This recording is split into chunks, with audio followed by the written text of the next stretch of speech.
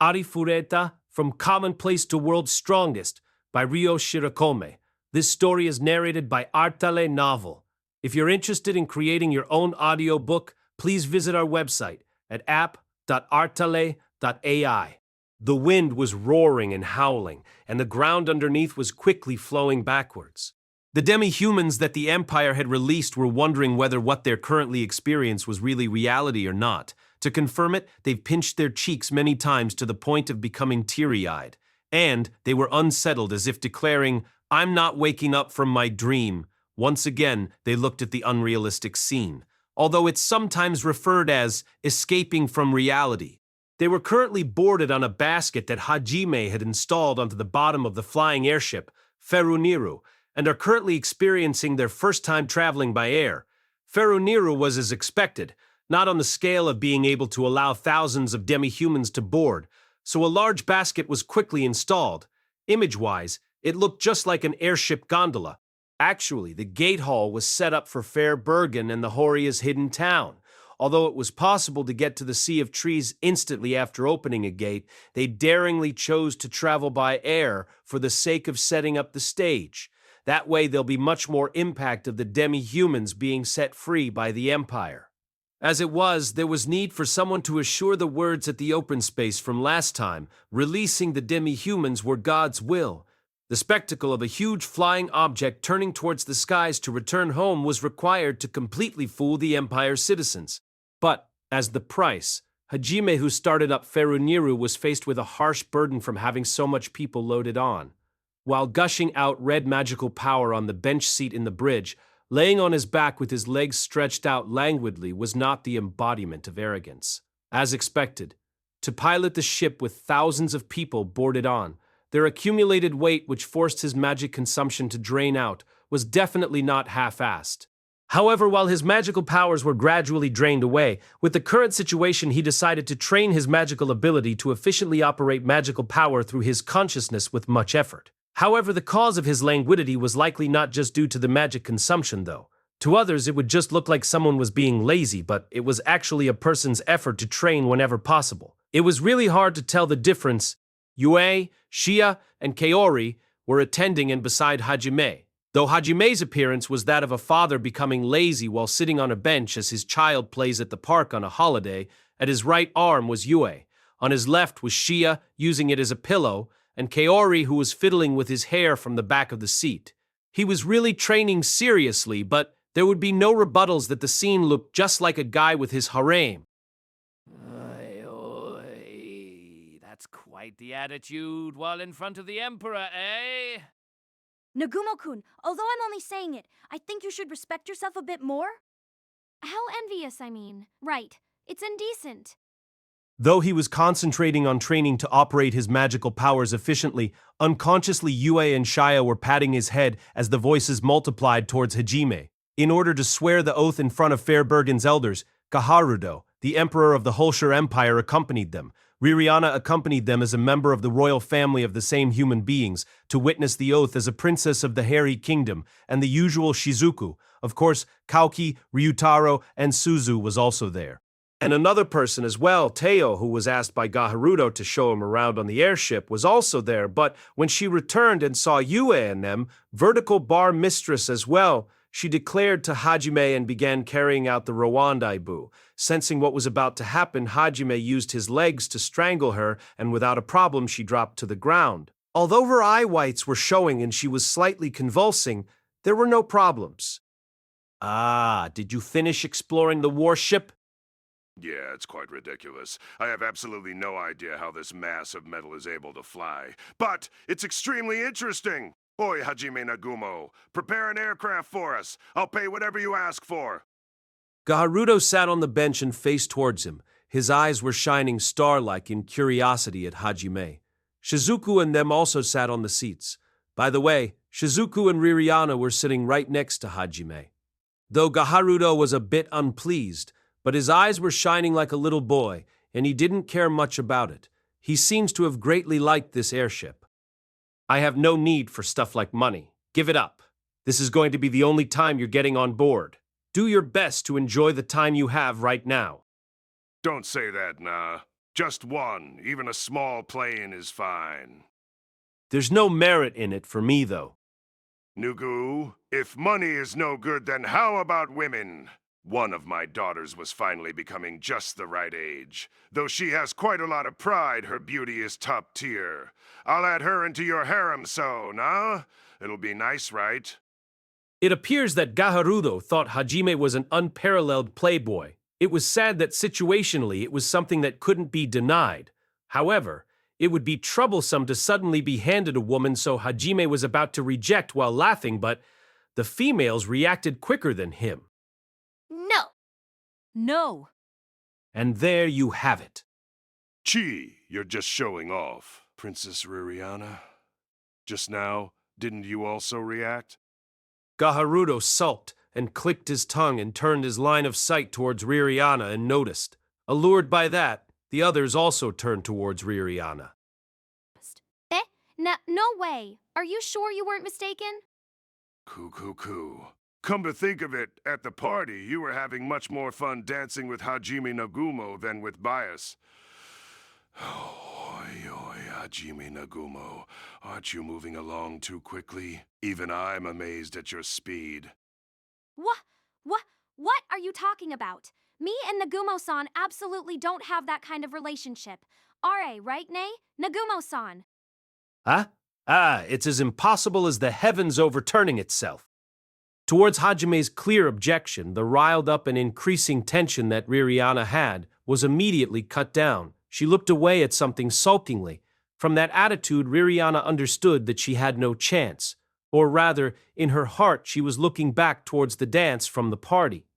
Hajime should have been thinking about it too, but to completely put down the person in question on the spot, glances of sympathy was looked at Ririana, then towards Hajime. Why do I have to be looked at with those kinds of eyes? In the first place, the princess is something like a married woman. Although her fiancé was beheaded, that doesn't mean that her marriage with the royal family was lost. That's why, eventually, she'll be paired up with another royalty, right? About that. On behalf of Ririana, who had the expression of having chewed hundreds of bitter insects and worms, Gaharudo answered.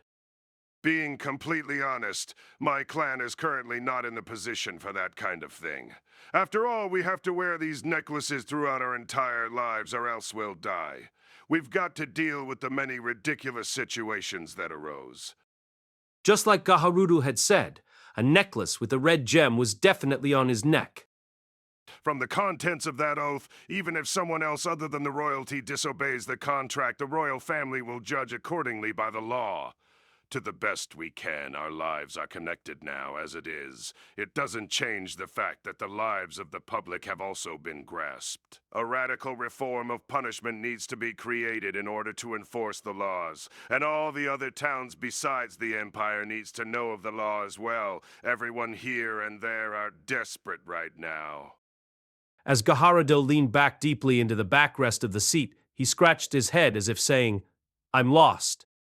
Now that I don't know when we'll be dying, I can't afford to have the princess of another kingdom marry in. There's absolutely no other choice. Moreover, we've lost manpower because of the emancipation of the demi-humans. There's people fussing about everywhere. We also need manpower and correspondence towards suppressing the public. Honestly, it's a situation where the Empire actually wants to ask for the kingdom's support instead. I see.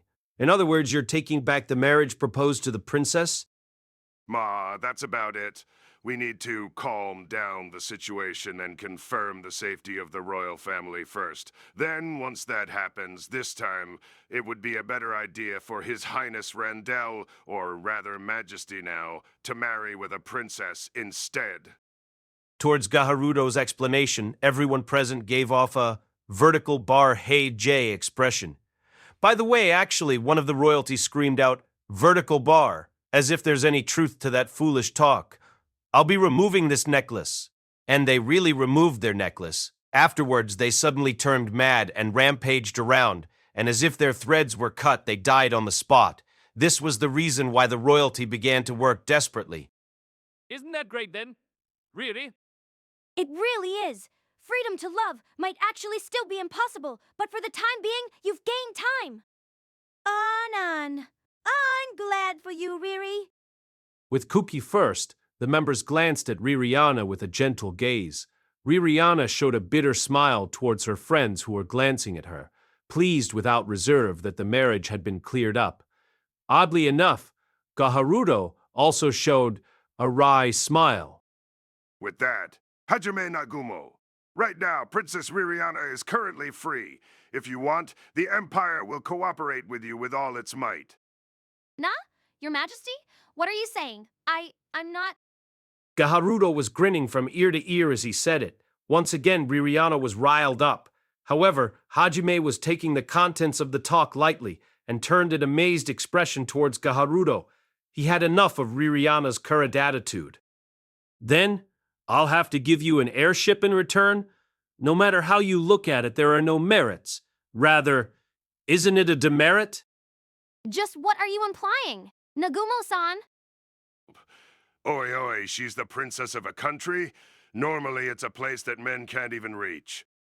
Wait a second, did you two hear what I just said? Are you guys listening to me?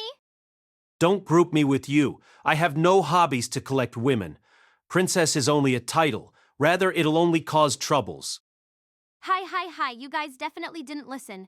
No one here listened to me. Gusu, what exactly is a princess, I wonder? Riri, it's all right. You're a princess, so don't worry. Ree! I heard you properly, so show some spirit. Ririana was completely through with Hajime and Gaharudo's discussion. Ririana finally began writing characters on her seat in a negligent manner. At the edge of her eye, something was gathering and sparkling. Then Shizuku and Kuki were desperately trying to cheer her up.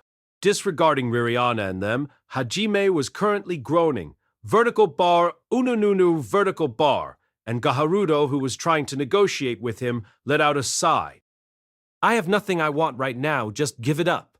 Eventually, just maybe, you'll find something worth negotiating over. So just wait patiently until that time. No, you really have nothing that you want? Anything you want done? Just honestly say it out. Humans always have wants. It's always been decided that someone who says that they don't want anything are either no longer human or just scheming something behind the scenes. That's right, you were a monster. You trying to pick a fight? Ma-ah, I can understand what you mean, but... As Hajime was saying that, he jerked and embraced both you and Shia. What I really want is already in my arms. Having them with me at all times is already enough to fill my entire head. I can't think of anything more than that, probably for life.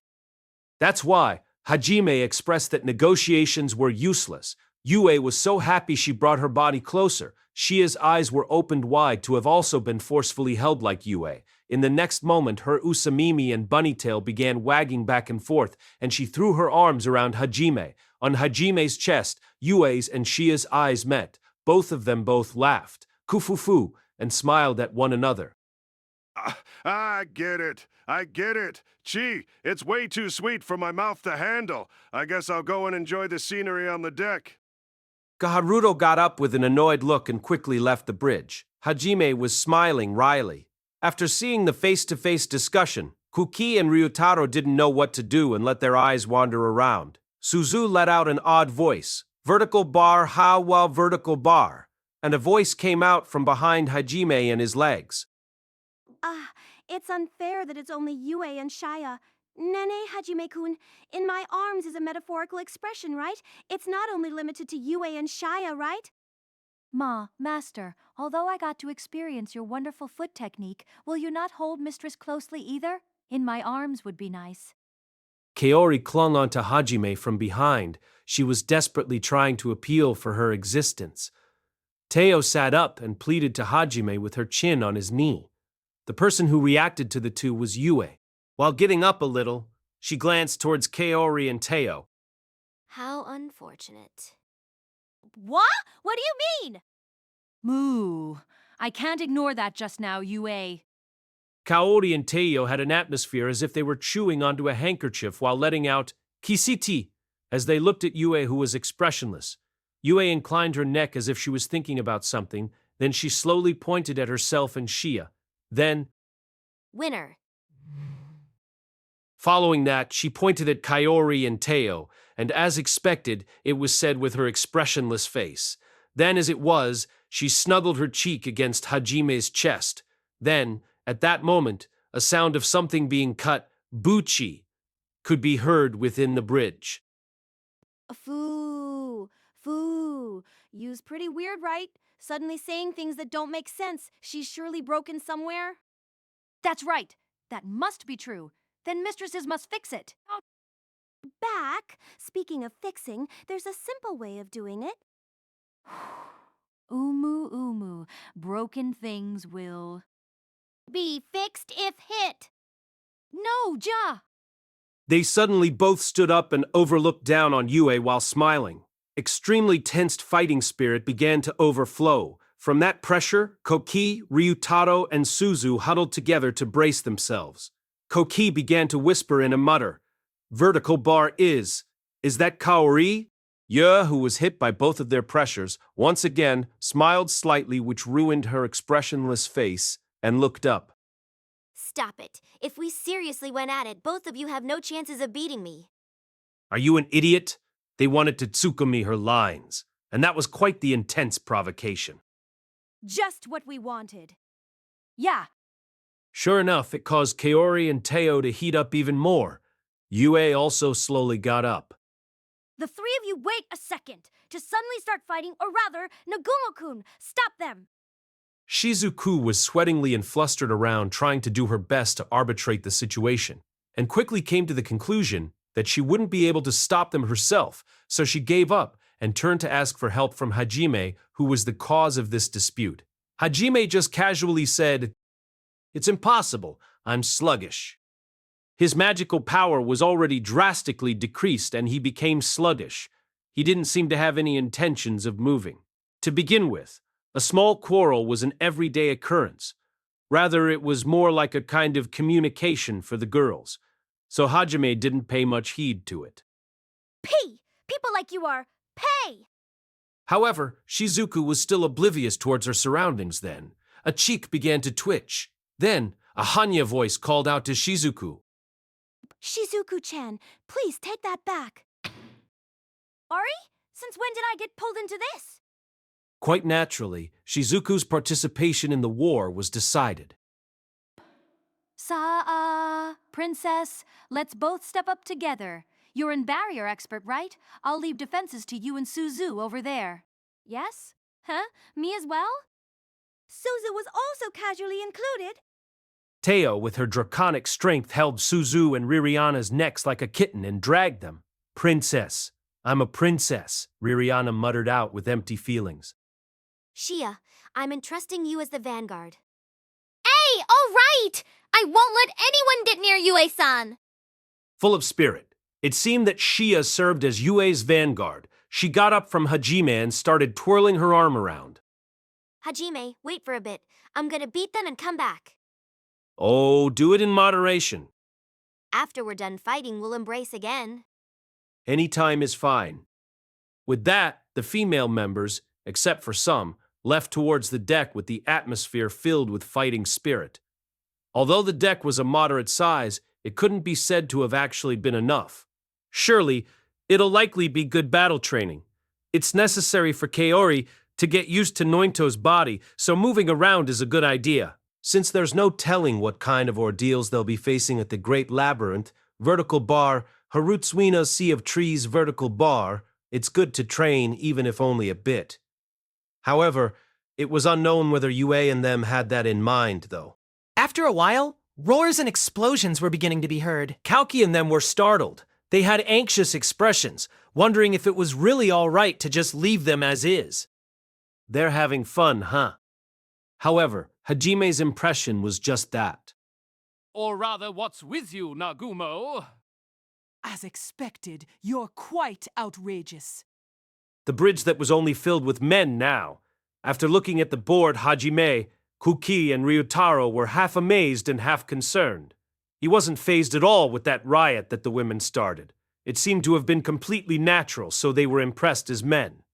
After that, Yu and their fight ended after terribly scaring the demi-humans, and finally the Sea of Trees were beginning to appear up ahead. Although it sounded as if the first to scream out was the Emperor, it must have surely just been their imaginations. While quietly worrying for the Emperor's safety, they began to prepare and land at the Sea of Trees. With the sun hiding its face, the curtain of night fell down. The interior of the Sea of Trees was illuminated by fair Bergen as people produced orange lights. Normally, no matter how busy they are with reconstruction, the time for pleasures of family meals and family time would be long past, and the serene silence would be flowing in the air.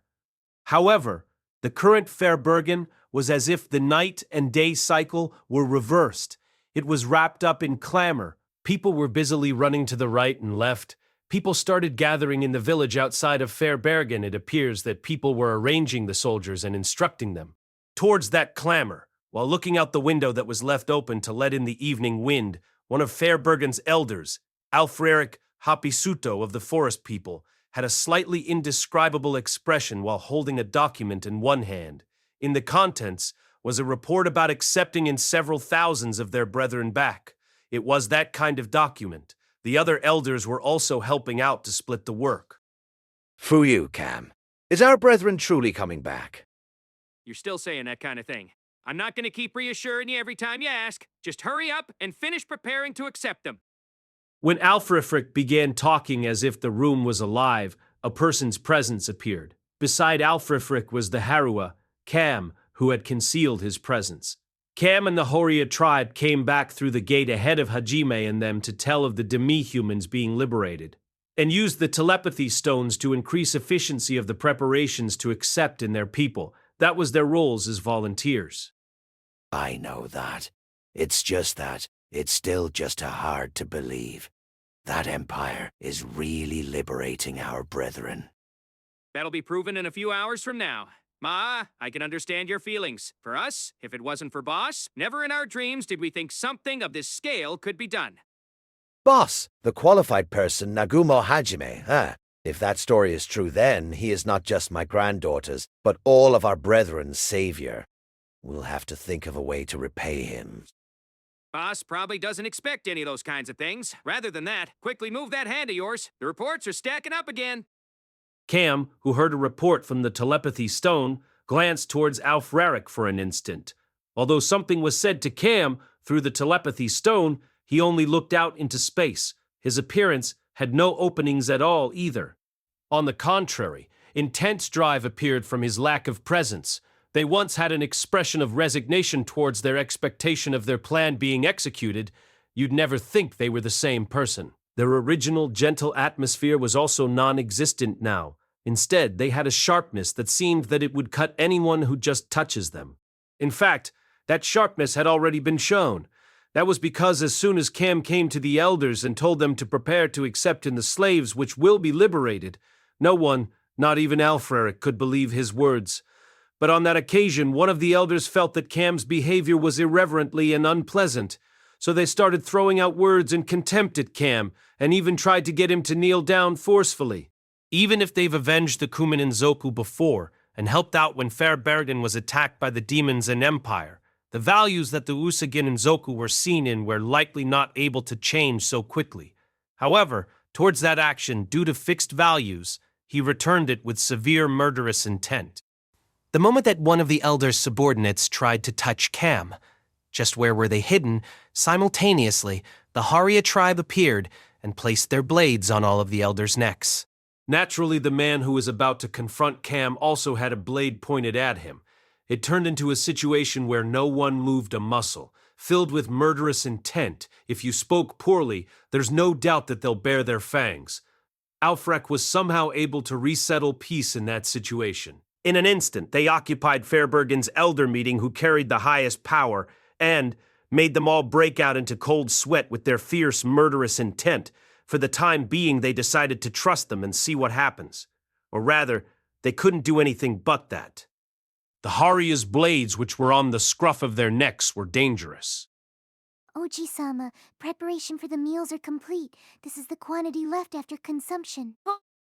A lovely voice, just like a bell, ranged out and pulled Arifureta out of his recollection, which made him break out in cold sweat.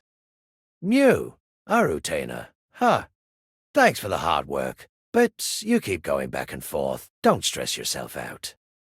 I'm just fine. My brethren are coming back.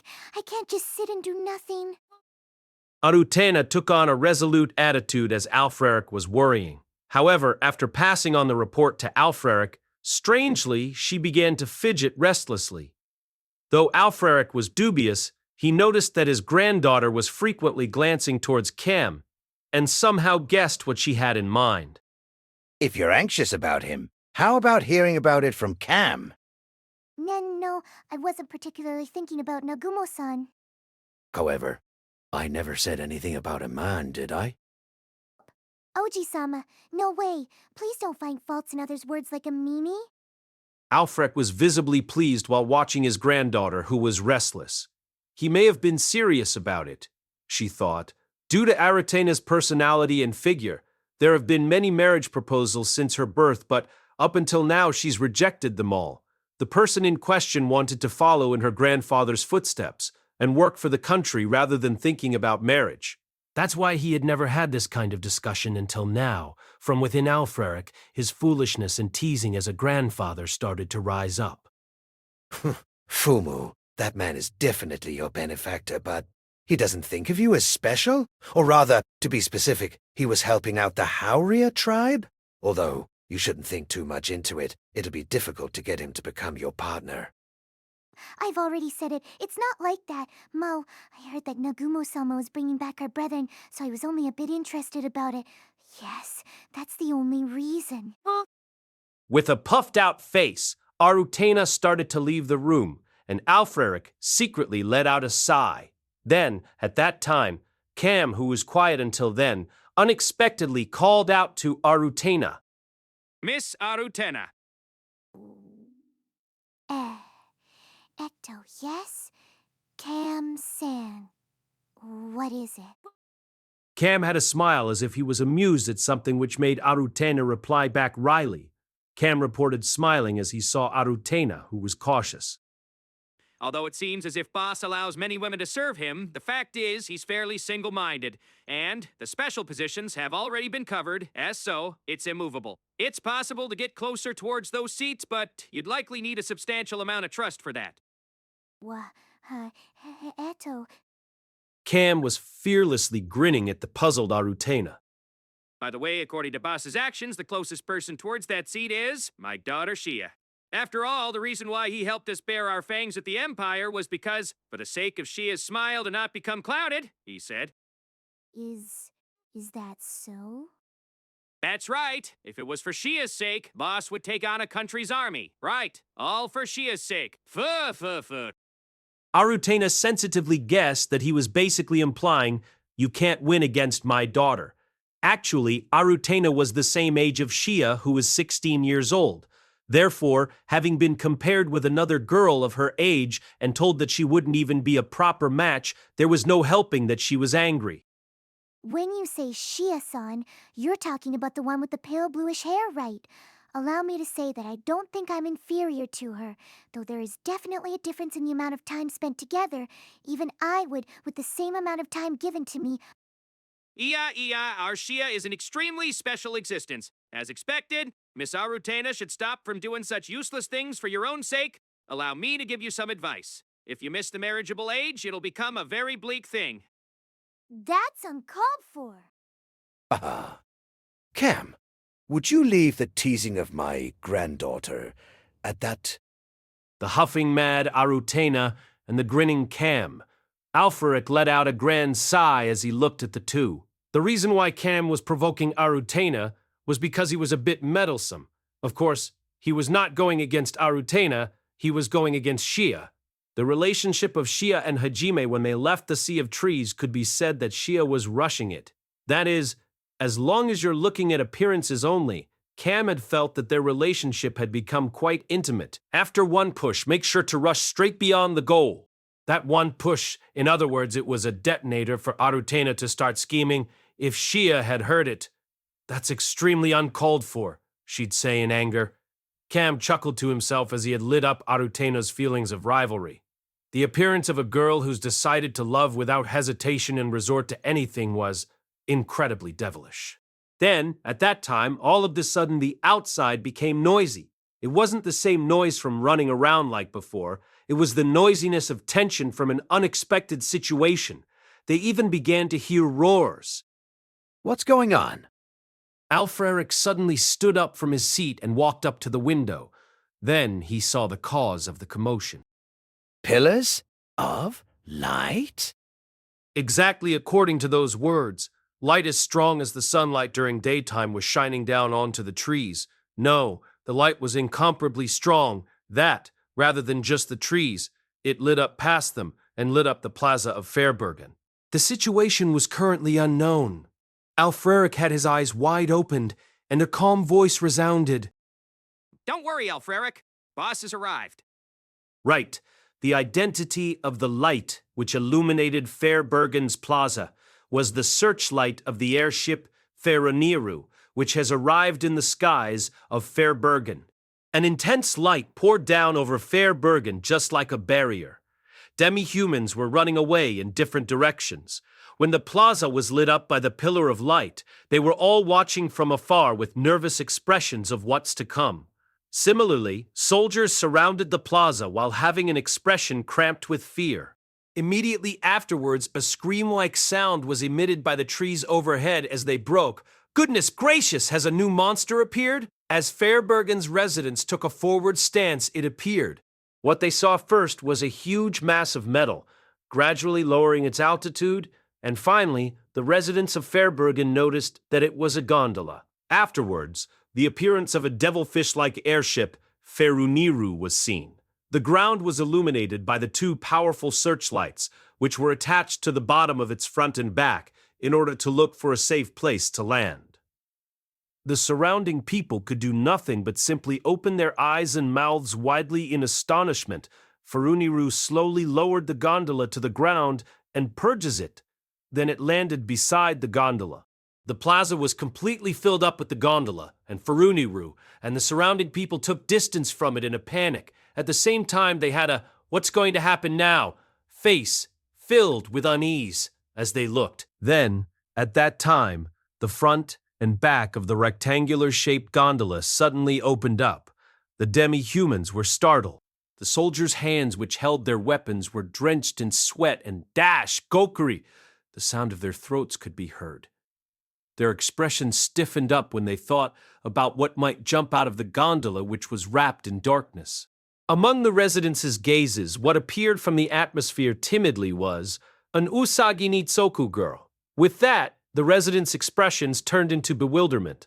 In that situation where the residents couldn't process and understand yet, demi-humans appeared one after another from the darkness. Those who came out from the gondola in succession all equally looked around their surroundings with a slightly unbelievable expression. In the serene silence of the cool air, vigorously, along with the security they felt while surrounded by trees, the nostalgic lights of Fairbergen, and the sight of their brethren, who they believed they'd never see again. Although they were still in a stunned state like vegetation absorbing water, they were gradually realizing, "We've finally returned to our hometown," is what they said. Fairbergen's residents were also the same as well. A woman hesitatingly advanced ahead slowly. It was a middle-aged woman who had dropped down in numbness. She had tears accumulating in the corners of her eyes and gently called out the name which she thought was lost.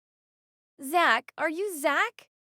The one who reacted to that voice was a boy who similarly had dropped down in immunes. It was that boy which Kuki had worried about at the Empire. Once the boy caught the appearance of the woman, his face crumpled up into tears and started running out. Kase. Zach! As the woman knelt down and expanded out her arms, the boy leaped into her chest. The woman, who was called Mother, was tightly embracing her son within her arms to confirm that it wasn't a fantasy, and the parent and child had tears flowing out of delight from their miraculous reunion. During the period of the parent and child's reunion, the demi-humans and residents realized that they've returned and shouted out in joy, which shook the ground as they ran towards each other. Family and friends were releasing a powerfully bright voice every time they met up with acquaintances and lovers who were safe. Fairbergen was wrapped up in great joy. The usual quiet tranquility suddenly disappeared, and a festival-like racket began. Inside of the clamor of demi-humans, which was filled with overflowing smiles, Alfreric as well as the other elders came running up to Hajime and them who got off Furunaru. Boy, you had a completely unexpected appearance. And? Alfreric, huh? Ma, there were various bothersome things, so overlook it for me. When Alfreric looked overhead at the trees, which folded and broke, he showed a wry smile as he talked. Hajime was scratching his cheek and had a slightly embarrassed expression. From the skies of the sea of trees, the idea to descend down onto and crushing the trees without question just to enter from the outside of the sea of trees, because using a gate to transfer everyone was too troublesome, was due to careless judgment from his magical power being reduced to almost nothing. However, because Hajime had been impressed by Fairbergen's beautiful scenery, as expected there was a slight feeling of having done something bad. Sorry, Yue. Can I rely on you? N. Leave it to me. When Hajime called out to Yue by his side, Yue's lips loosened into a wry smile, and she extended out her right arm overhead. Absolute imitation. Reproduction magic, absolute imitation. It's a magic which restores all destruction regardless of whether it was organic or inorganic matter. The moment Yue activated the magic, the trees overhead immediately regained their former appearances. The elders exposed absent-minded expressions towards the irrational magic which they witnessed. Only Alfric was able to guess that it was due to obtaining new Age of Gods magic, and he massaged his forehead wrinkles like he was tired. Oji-sama, although I sympathize with your feelings, it's about time we should... Mu, that's right. Boy, no, Nagumo Dono. I've roughly heard of the circumstances from Cam.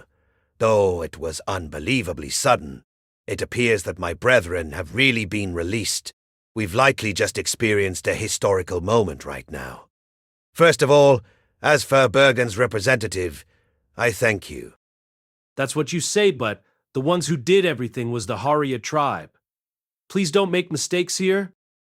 Hajime gave a warning towards Alfreric's words as he was indifferently putting the gondola and Feriniru back away into the treasure warehouse. Suddenly, the enormous objects from the plaza disappeared, and the people who were expressing their joys began blinking their eyes. Then they paid attention towards Hajime, and them who were facing the elders. Ah, of course. To begin with, if the Haruya tribe wasn't here, Fairbergen may have been completely obliterated from the previous attack. Considering that as well, there's nothing else to believe. Fufu, never in my long life did I ever expect that it would be the weakest and banished Haruya tribe that would have defeated the Empire. The Haria tribe challenged the Empire to a fight and came out victorious, and they even rescued all the brethren. That fact, having been stated from Alfreric's mouth, made the residents realize who the people that allowed them to reunite with their important people were. They turned their attention to Cam, who was standing next to Alfreric with a straightened back. What dwelled in their eyes was not contempt at the weakest race, but great awe and respect of looking at a hero. When Cam notices those glances, as if he had thought of something, a mischievous smile appeared on his lips, and he slowly raised his right hand. And, as if saying, "Come over here," he bent his fingertips. It was a hand signal which they used when they invaded the castle. In that instant, it seemed like someone would instinctively titskomi. Vertical bar Ia. Ia, where were you guys hiding? The other Haria tribesmen suddenly appeared around camp, and they all took an at-ease stance while lined up without moving at all as they awaited their command. Cam had a satisfied smile as he looked at his tribesmen who stood in a line. His eyes were sharp like a blade and filled with drive, which was enough to make people back away unconsciously. All of the residents. To be exact, it was the Usaginzoku who he raised his voice towards. My brethren, people of the Sea of Trees who have suffered humiliation and resignation over the long time. Listen, though we've managed to overcome the Empire this time, eternal peace is impossible. All of your futures will definitely be threatened once again, not too long from now. The hundreds of Usagin and Zoku that were at the plaza trembled in fear towards those words. Will the painful days of the Empire come once again? Their eyes clinged onto Cam, who was making a... Once that happens, you guys will once again experience days like yesterday. No, not only that. This time, even comrades who have escaped being slaves will also suffer the same fate. Although they were safe now, the dark future was pointed out. Not only the Yusa Ginzaku, but also the other demi-humans were looking down. Are you guys fine with that? There's no way it's fine. We never want to return to those days where our dignity was trampled on, let alone allowing our precious people to experience those pains as well. But, even if you say that, what should we do? Cam was glancing sternly at his brethren who were looking down, and as if the answer was right before their eyes, he further increased his voice. There's no way that's fine, right? Then, what should we do? It's simple. If you want to protect those who are important to you right now, fight. If you don't wish to live while being exploited in resignation, then stand up for yourselves. If you wish to change the Usagi Ninzoku circumstances, then fill your heart with hatred. Just like how we of the Haria tribe did. The Usagi Ninzoku was never the weakest to begin with. As long as you have determination, then you can become stronger than any other race. We've already proven that. Some leaked an vertical bar. They realized that those who broke through the huge enemy and rescued them were not a special existence, but the same Usagi Zoku that they were. One of the Usagi Zoku that was looking down rose their face up once again. Remember the humiliation that you received at the Empire? Do not contempt yourselves that it was due to unfortunate circumstances. Continue protecting your important people with your own hands. If you have the time to indulge yourself in resignation, then take up your weapons. We'll teach you how to fight. If you seek power, if you've decided to fight then, you should come and join us. The Haria tribe will always welcome you guys at any time. After Cam finished ending his speech, he gave out a hand signal once again. Then the Haria tribesmen, as if they were ninjas, spread out and disappeared in an instant. Once they saw that, Cam confirmed that the fires were lit up within the Usagi Zoku's eyes, and he chuckled to himself. Vertical bar. It looks like our military powers increased once again. I'll make sure to not miss the chance to remodel their minds immediately once they first participate in the training, he thought. Boss, I'm sorry to have sidetracked. It was just too good a time to secure talented people. I don't particularly mind. So even you've become able to speak like that. With that, how about uniting all the Usagi Ninzoku with the Haria? If it comes to that, then we'll become quite fearsome. Recently, Father's demeanor has become more and more like Hajime-san's. I feel that the gentle Usagi Ninzoku will become exterminated not too long from now. Shia was looking far into the distance with a dry smile. It appears that it's only a matter of time before all Usagi Ninzokus become brainwashed. By the way, Gaharuda was also there. Right before his eyes, the Haria tribe which defeated him were gathering forces, but he didn't say anything in particular. Or rather, he was in a situation where he couldn't say anything. In order to not needlessly give more information than necessary on Fairbergen away, Hajime made him wear magic sealing shackles which were attached to his feet and arms, and a mask which completely shut out light and sound. Yellow soil colored. After this, and after explaining the oath as proof of the Empire's defeat to the elders, they planned to immediately return him through the gate. That was the only reason they brought along the Emperor. There wasn't anything like dignity.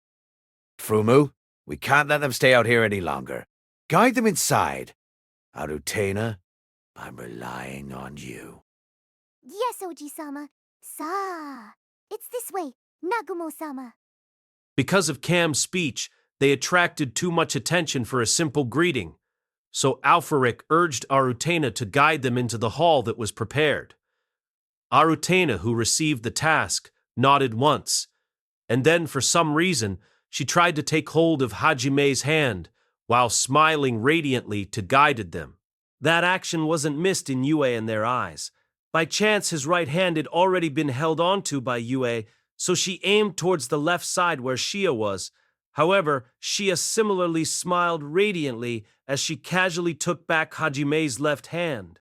Shia and Arutena's line of sight intersected. For some reason, you could hear an auditory hallucination of electricity being discharged bachi bachi pachi. We're counting on you to guide us. Arutena-san! Yes, of course, Shia-san. But since there are lots of people, for the sake of not losing you guys, I'd like to hold on to his hand.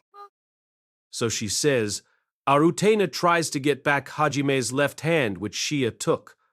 It appears that she was properly listening to Cam's provocation. It was an unbecoming attitude for the princess of the forest people.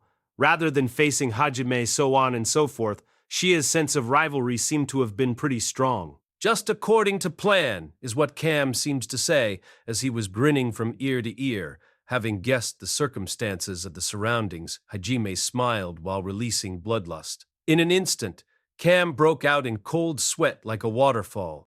Hajime, who was slightly stressed, let out a sigh towards Cam and tightly gripped onto Shia's hand. Shia unintentionally let out a voice. Then, at the next moment, she smiled brightly, and she tightly embraced Hajime's arm.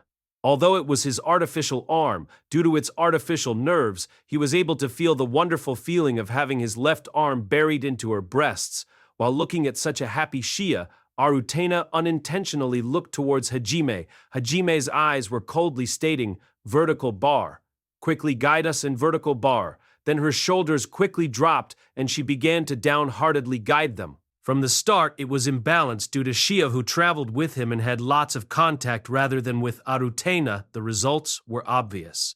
Once they were guided into the hall, the elders sat towards the end, and the Haria tribesmen, including Cam, was also at the meeting, and on the right was Gaharudo, who sat across from Hajime. He's already publicly declared the defeat of the Holshire Empire, and Gaharudo has said the contents of the oath, to which the elders and others can testify to. With this, all elders seem to admit that the Holshire tribe was telling the truth. Foon. However, how dare you nonchalantly come here alone? You're our sworn enemy. Surely you don't think you can return safely. One of the elders, Zelab the Toraninzoku, Tiger, stared at Gaharudo with hate, who entered into enemy territory alone, haughtily. The atmosphere was like anything could go flying at any moment. However, even if such a glare was turned to Gaharudo, he was indifferent. Huh? Isn't it obvious that that's what I thought? I honestly doubt you'd actually try to kill me. If that were to happen, then it would only mean that Fairbergen's leaders are full of idiots. What was that, you bastard? Alfric was holding back Zell, who was furious. Zell, stop it. I understand your feelings. The reason Gaharudo came here was for the sake of pledging to the oath which the Haria tribe placed on him. Nothing more, nothing less. If he was killed now, then all meaning would be lost in the Haria's actions, which they risked their lives for. Zell made a mortifying face and threw his fist against the floor. Gaharudo was laughing through his nose when he saw Zell. The atmosphere in that place was the worst. It was clear that Gaharudo had no sense of guilt for having enslaved the demi-humans, and also had no intent of apologizing. However, Gaharudo enslaved the demi-humans because they were weak. The story of the Haria tribe being able to free the demi-humans was simply because they were strong. The elders gazed at Gaharudo with murderous intent, and the situation further increased as Gaharudo simply laughed provocatively. The one who easily broke apart that situation without questions asked was Hajime. Quit being so irritating already. Oi, Gaharudo, that's enough from you. Hurry up and leave. As Hajime got up and ignored Gaharudo's voice of confusion, he activated the gate while firmly holding on to the root of Gaharudo's neck. Oh! Oi! You can't be seriously sending me back at this moment. Wait a little. I finally come to Fairbergen. There's a lot of things I want to find out about. Also, you guys too. Cha, let go. Korra, you. I'm the Emperor. Don't go dragging me. Although Gaharudo was struggling violently, he wasn't able to overcome the inhumane strength holding him, and he was mercilessly thrown into the other side of the gate. Certainly, the reason why they brought along the Emperor was only because he had to admit to the oath that the Haria created, and everything else he says afterwards was unnecessary, but I'll remember this. Nagumo Hajime-e. As the Emperor shouted out, it created a Doppler effect as he disappeared onto the other side of the gate. That scene certainly provoked some sympathy. Ririana, who was by the side, had a strangely glad face, though. Even though you're an emperor, the way you're treated, she muttered out rhythmically. It appears that she was happy to have made a new comrade in having been treated in the same crude way that she was treated with. Recently, Ririana had started becoming a regrettable princess. Shizuku, who was by her side, looked at her regrettably. On the hand, the elders, especially Zell, were glaring at Hajime. Why did you dismiss the Emperor, is what their eyes were expressing. The truth was quite ridiculous. To be honest, Hajime had no reason to be here either, so if Gaharuda was returned, then he could quickly leave. Please wait, Nagumo-dono. We still haven't decided on an appropriate repayment. Would you please stay around for a bit longer? No, I don't need anything, so those glances are irritating, so we're leaving. Don't say that. If nothing is done with this much debt of gratitude, it'll be extremely shameful for us demi-humans. At the very least, allow us to give you a place to sleep and eat for tonight. That's why, please stay around a while longer. Heh, I get it. Although Hajime thought it was troublesome, he nodded to Alfaric and sat down where he was before. After confirming that, Alfaric turned around towards Cam. Well then, with this, the distinguishing achievements that the Horia tribe has done has certainly been confirmed.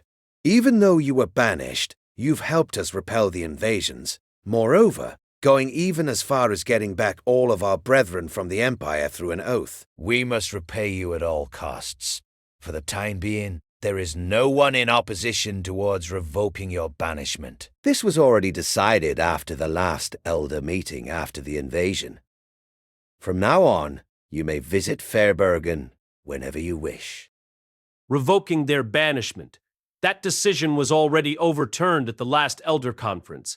Having admitted to it just showed how big the achievements that the Horia tribe contributed to were.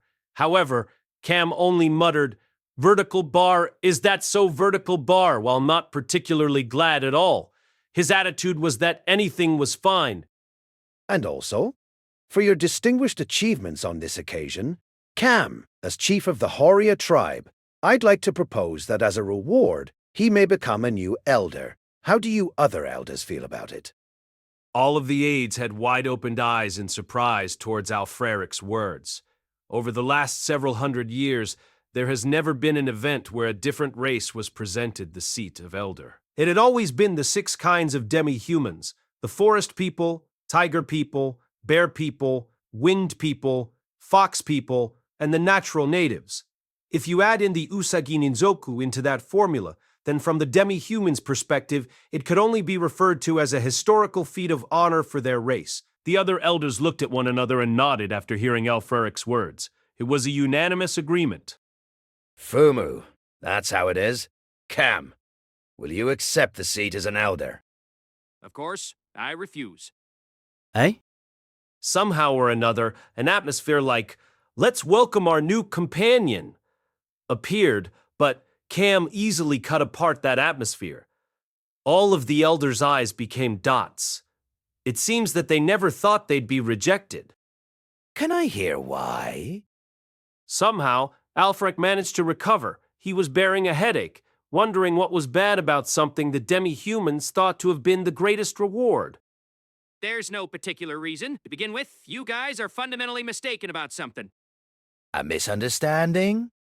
That's right. The reason why all demi-humans were rescued was only due to the occasion. What made us decide to take action was because we thought about the future, which would be the end of the Usadinzuku. The other demi-humans, if I were to say it, doesn't matter. What was that? The elders looked at Cam unbelievably, who was talking indifferently. Therefore, don't get the wrong idea. We, the Haria tribe, were never your ally. If you guys who have tasted victory on this occasion decide to go off and wage war on the humans and start stocking up on weapons which cause trouble for us and boss then, you'd best believe that the Haria tribe's blade will be pointed at you. Are we not your brethren? Do you plan on pointing your blades towards your own fellow demi-humans? Isn't that insane? Poon, it won't change that you guys look down on the Usadinzoku. There's no point in trying to get all intimate. That kind of thing doesn't really matter. Anyways, all of our blades are held simply for the Usadinzoku's future. As long as you guys carve that onto your chests, then it's fine. Cam's expression after he finished speaking was refreshed. The Haria, who were also behind him, were also smiling. Becoming a new elder. If you think we'd use our power for you guys, then you're sadly mistaken, their eyes stated. Truthfully, it would be a lie to say that they haven't calculated that far yet. Alfraic and their expressions were bitter. On one side, the people who were waiting around Hajime just watched everything unfold. Then they all equally turned their eyes towards Hajime. Vertical bar, I don't care about anyone other than those important to me. I'm not interested. Pet. It's as if you're saying that the Usegin and Zoku are independent from all the other demi-humans. Alfric, you're always precise. It's exactly that. From now onwards, the Usagina Zuku will be living by the rules of a Usagina Zuku. Being incorporated into Fairbergen's rules like a goody-goody is something I want nothing to do with. Aides and elders, the short-tempered Zell in particular, were extremely angry at Cam, who was haughty. Although Cam had a cool face, the Horia subordinates behind him were vertical bar got a problem with that, just like thugs who wanted to mince things up. Within that, Alfaric was thinking about something with a difficult expression, almost like ever since Hajime has showed up, he's only been releasing tired expressions. Then he talked to Cam. Then, Cam, how about if we recognize you guys as a race equal to Fairbergen? Of course, that also gives you a special guest pass into the Elders' meetings. If we do this, then you'd have no obligations to go along with what the Elder meetings decide, nor the laws of Fairbergen. With that in mind, you'd have enough influence as us. Oh, that's not a bad proposal. Towards Alfrica's new proposal, Cam smiled from ear to ear, as if stating, I wanted to hear those words. Cam had thought that in preparation for the day when the Empire eventually invades, he wanted some kind of connection with Fairbergen. However, if he had allowed themselves to be incorporated into Fairbergen, then he wouldn't be able to ignore the Elder meetings, and he'd be restricted from moving around freely. That's why it was best if they were an alliance only in name or as an external organization. But it was obvious that voices of opposition would appear when the Haria tribe were getting too much preferential treatment. Against that, Alfreric answered out while sighing. They are people who accomplish things as just a single race? Even if Fairbergen collaborated with all its power, we'd likely not be able to do it. If you think like that, then it's more than enough reason to consider them as equals. Besides, there's also the possibility that this'll cause the Hauria tribe to cut off all ties with us. Do you guys not understand the gravity of loss that'll be for us? If we form an alliance, they who have been banished will once again create a connection. If so, then, things of this degree, when compared to the size of their accomplishments, isn't excessive at all. Although the elders were twisting their heads while grunting out Gunnunu, eventually no good proposals came out. So the prestige of a single race was somehow pushed through the elders' meeting and they decided to go along with what Alfrec proposed. That's how it is, Cam. As a decision of the elders' meeting, the status of the alliance race will be given to Hihoria tribe. Would that be fine with you?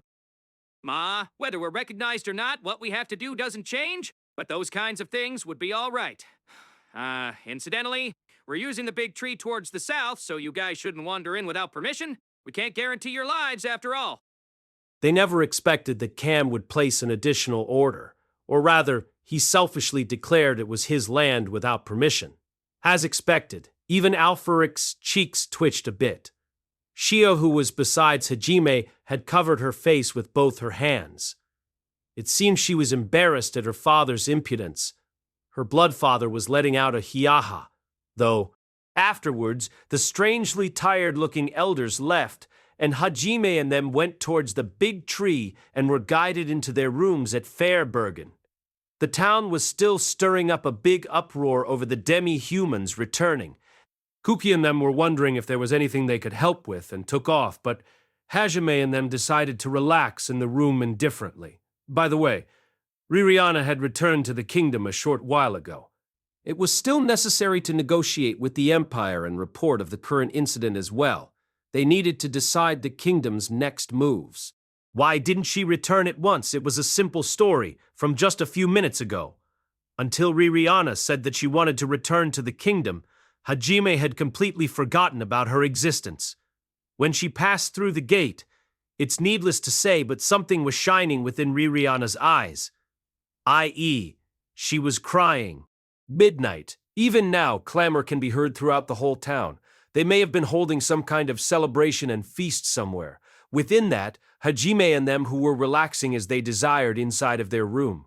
But there was one person who was strangely restless. It was Shia. Since a while ago, she's been frequently glancing at Hajime and thinking about something. To begin with, the person in question was receiving a lap pillow from Yue and was partly dozing off into the world of dreams, so he wasn't aware of Shia's state. As expected, his bones gave out after having to carry thousands of people. Yue was gently stroking Hajime, who became dull as he relaxed his body. Fumu vertical bar, she looked at Shia sideways as she tilted her head. Right afterwards, she looked at Teo and Kaori, who were besides Hajime and were looking at her enviously.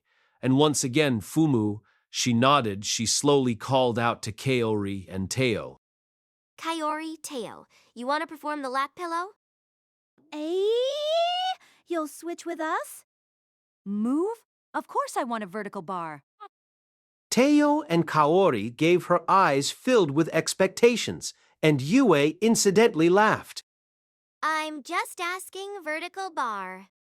Yu had a smile on her lips as if something foolish happened. When they saw that, a blue vein appeared on Kaori and Teo's forehead. Furthermore, Yue also said, "How is it you're jealous? Right, Jay?" as she tightly held onto Hajime's head. You, are you asking for a fight? Are you? Foo, mistress, that annoyed me quite a bit, vertical bar. Are we doing this? Towards Yue's provocative smile, the two people. Jay, if it's the continuation from the daytime, then I'll take you up on it. Jay, they said while getting up. By the way, the winners of the matching during the daytime was the Yue and Shia pair. If you catch me who's running, I'll allow you to be next to Hajime for this night vertical bar. As expected, they couldn't hold a mock battle within the town, so Yue proposed a game of tag. And the reward for victory was unprecedented. Kaori and Teo's tension became high even though it was midnight. When Yue confirmed the reaction of the two people, she gently placed Hajime's head onto a pillow and stroked him once lovingly. And as if not affected by gravity, she gently jumped towards the window, and just like she was dancing, she opened the window as she turned around. On that occasion, vertical bar, what? She glanced towards Shia and blinked her eye for a moment. Shia seemed to realize Yue's intention, and with a small smile she nodded in gratitude. Game start. As Yue let out those words, she slipped out from the window, and in the next moment, she merged with the darkness and disappeared. Ku, I'll definitely catch her. For the sake of sharing a bed. Fufu, I won't lose. With a yell full of spirit, Kaori with her silver wings and Teo, who grew dragon wings, jumped out from the window. Shia, who was the onlooker, didn't follow them though because she understood that Yue had purposely provoked Kaori and Teo, so she intended to take advantage of the chance that she was thankful for obtaining. Excitedly, she went by Hajime's side and gently woke him up. Hajime-san. Hajime-san. Please wake up. En? What's wrong, Shia? Or rather, just a while ago Yue and them left, but you didn't go with them? Even while he was still half asleep, Hajime had felt from the flow of magical power that Yue and them had left through the window. Why are you still here? He tilted his neck. Ato! It seems that I missed it somehow or another. That kind of feeling. Vertical bar. Somehow or another, huh? Ooh! Rather than that. Everyone else has left. Should we also go out for a stroll? I don't know anything about Fairbergen's interior vertical bar. Because of Shia's hair color, she wasn't allowed out in public, so the first time she's been to Fairbergen was with Hajime and them. At that time as well, since they suddenly left immediately, she didn't have time to explore the whole town. I guess that's fine. Yes, it's a midnight date. It sounds a little obscene. I don't know about that. Who cares? Somehow or another, he felt that Shia wanted to talk. Truthfully, he wanted to continue sleeping, but Hajime decided that he had no other choice but to follow along. She had joyfully clung on to Hajime's arm tightly. Then the two, with their arms entwined, walked out into the midnight of Fairbergen. After about 10 minutes, as the two people who were on a stroll were having an innocent talk, they came to notice that they've walked far enough to not hear the town's clamor anymore.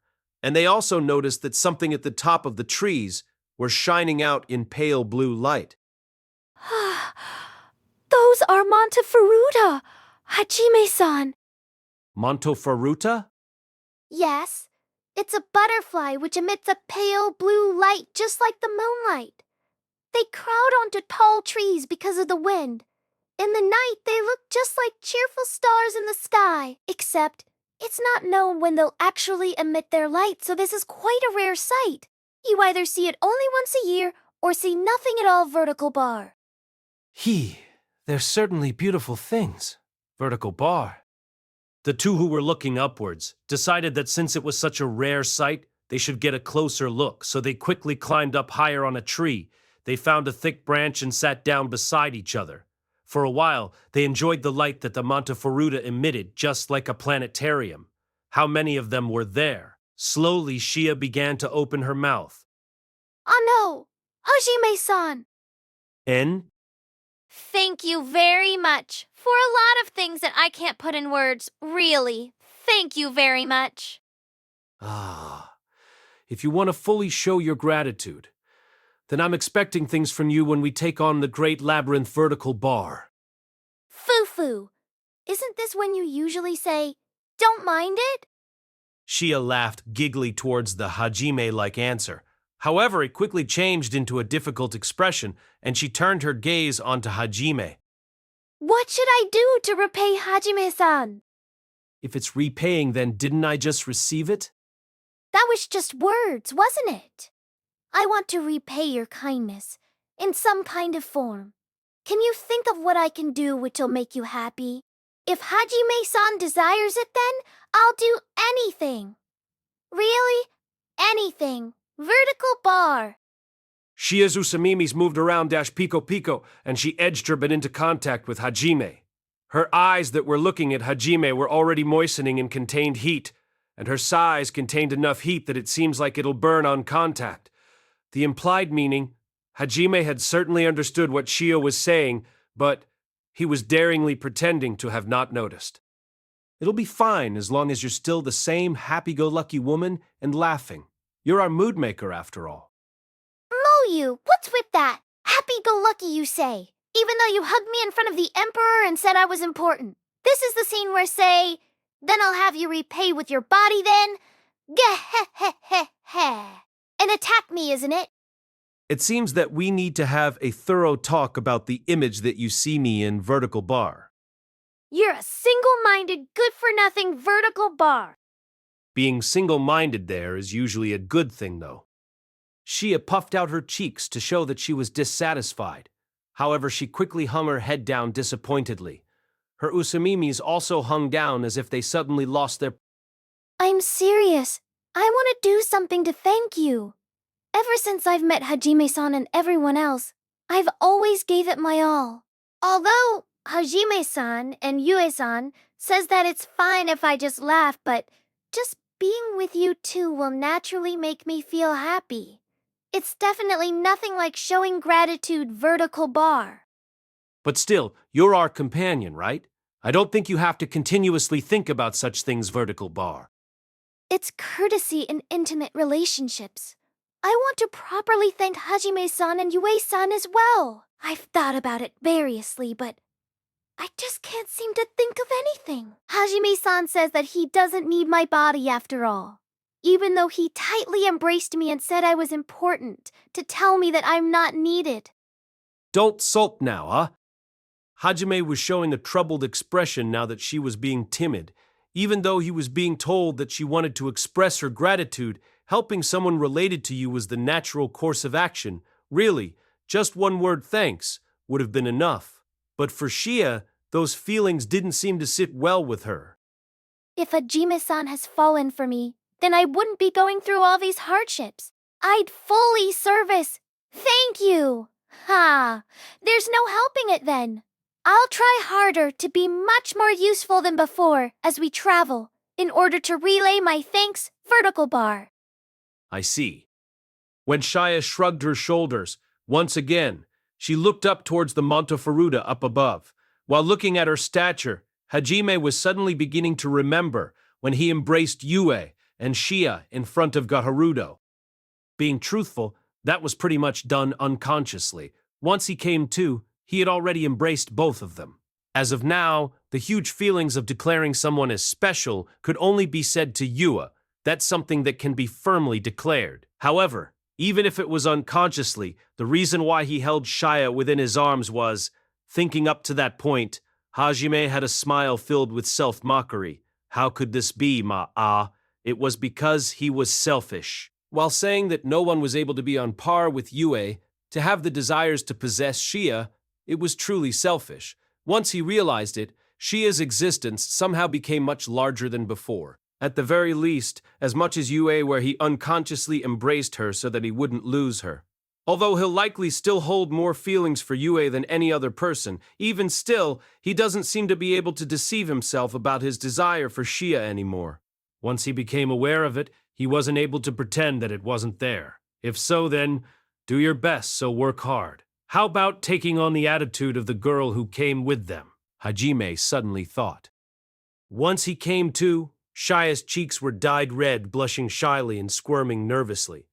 Her usamimi, as well as if saying, vertical bar, you, why are you looking? It suddenly dropped down occasionally. She'd squirm around and look towards Hajime. Hajime's eyes soften up when he sees Shia like this, and he reached out with his hand, and her shy usamimis were gently stroked. Nah, Shia, I've got a favor I want to ask. A favor? Of course it's fine. Feel free to ask for anything, Vertical Bar. For a moment, she was surprised by Hajime's words. Since she could show her gratitude even a little bit, Shia consented willingly, while smiling. No, let's see. I kind of want to lie down for a bit. If you're up for it, can I ask for a lap pillow? Cool-y. Even if you didn't ask, please use it any time. So, please step right up, Vertical Bar. Thanks. Although Shia showed a slightly disappointed expression from Hajime's request, she was happy that she was giving him a lap pillow, and she patted her thighs with a bright smile. Hajime expressed his thanks with a smile and laid down without hesitation. Because Shia wore a miniskirt, he was able to fully feel the feelings of her thighs. A soft and warm puffy feeling supported Hajime's head. It faintly resembled Yue's as a sweet scent tickled his nose. Fufu. It's unfortunate for Kaori-san and Teo-san. Around this time they're fighting against Yue-san in order to give Hajime-san a lap pillow. But I've already taken it ahead of them, Vertical Bar. Ma-ah, you will win anyways, so there's no reason to worry about it. You shouldn't say such things. Since they're wont to make Hajime-san fall for them, they're working hard. Really, I wonder when will Hajime-san finally fall for me? Verto Bar. Will you give up? No way, Vertical Bar. I see. Shia was gently stroking Hajime's hair. Hajime narrowed his eyes as he became comfortable. And as payback, he played with Shia's hair that hung down before him. The pale blue-white hair was really mysterious when it was combined with the light being emitted by the Monteferruta that were above them. If someone had seen Shia and Hajime right now, they would have surely had a face which vomited due to the sugar. That was how sweet those two's atmosphere was.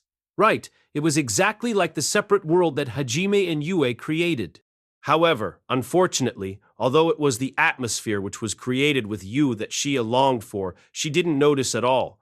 On that part, perhaps Shia could truly be called a regrettable rabbit. Even with the actual person not realizing, the sweet time continued to flow gently. Within the moonlight where the Monteferruta illuminated, Hajime and Shia were enjoying their time alone with each other. In the dense fog that clung onto bodies, people's shadow could be seen moving on without hesitation. It was Hajime and them, with Shia in the front. Hajime and them are currently heading towards the big tree. It's the second day after they've arrived at Fairbergen. The cycle for the path to the big tree to open has finally come. Within that time, there were various disturbances which Hajime and them were caught up in as they stayed in Fairbergen, but if you compare it with what usually happens, it's likely not to such a high extent that it couldn't be categorized as their daily lives. Mainly, the thing with Kuki and the freed slaves. Girls, a group of male demi-humans were doing this and that to Hajime. because of the thing with Arutena, and Ryutaro was doing this and that with the demi-humans martial arts masters, those kind of stories. Along the way, forest demons launched a surprise attack under the fog. However, Hajime and the rest, Yua, Shia, Teo, and the Hauria, didn't deal with it at all. They left everything up to Kuki and them. Since they didn't know what kind of trials the Great Labyrinth Vertical Bar Harutsuina Sea of Trees Vertical Bar holds, as a warm-up, they were told to take out the demons. To begin with, because the Sea of Trees drives the senses of other races besides the demi-humans mad, it was completely different than fighting against the demons at Orcus Great Labyrinth J. Kuki and them were having a pretty hard fight. They kept teasing by using hit-and-run tactics repeatedly, and Ryutaro was plainly irritated at the demons who made full use of the dense fog. There! Like this! This! Within there, Kaori was mixed into Koki and them's repeated combat. Kaori still wasn't completely in full control of Nointo's body yet, so she was there voluntarily to train. It appears that the dense fog didn't affect Nointo's body as much. It seems to be just the right adjustment for the battle experience and trace skills that Nointo had. Even now, while fluttering her wings which shined in silver, it shot out silver feathers to repel the demons. It appears that she's gotten used to using the silver feathers. As if they were homing missiles, they launched out at the demons and instantly decomposed them to nothingness. Yeah. In addition, while giving out a shout, the approaching demons who slipped past the silver feathers were wonderfully cut into two by the great sword that was clad in silver light that was pulled out in an instant. It seems that she still couldn't wield them freely like how Nointo did, but if it's just one hit, then she's considerably skilled. At the very least, it was at the level where she couldn't be embarrassed to call herself a swordsman.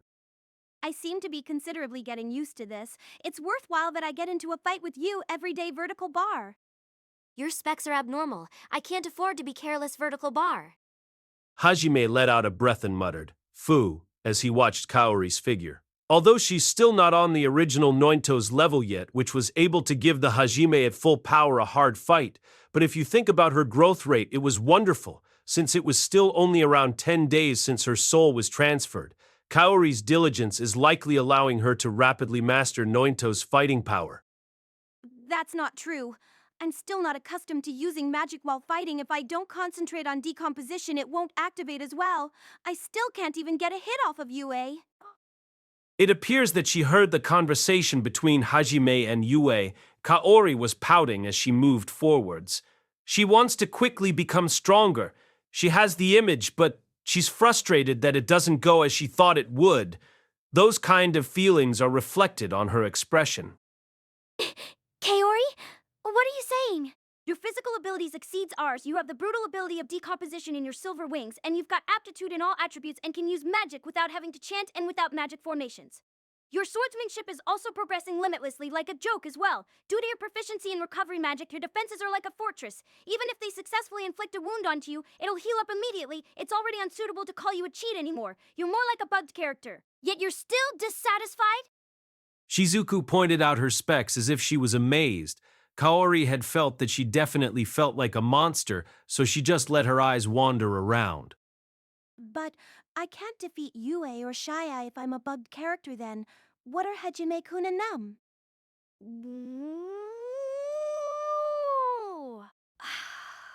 Something hard to describe.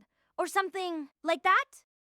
Shizuku was showing a difficult expression as she thought of the best way to describe Hajime and them. It seems that nothing came to mind in the end. Koki called out to Shizuku.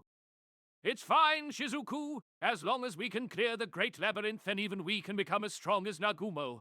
No, if you think about Nagumo's non-fighting class, surely we'd be able to be stronger than him, Vertical Bar. Looks like it. I'm looking forwards to find out what kind of magic we'll obtain. And let's do our best.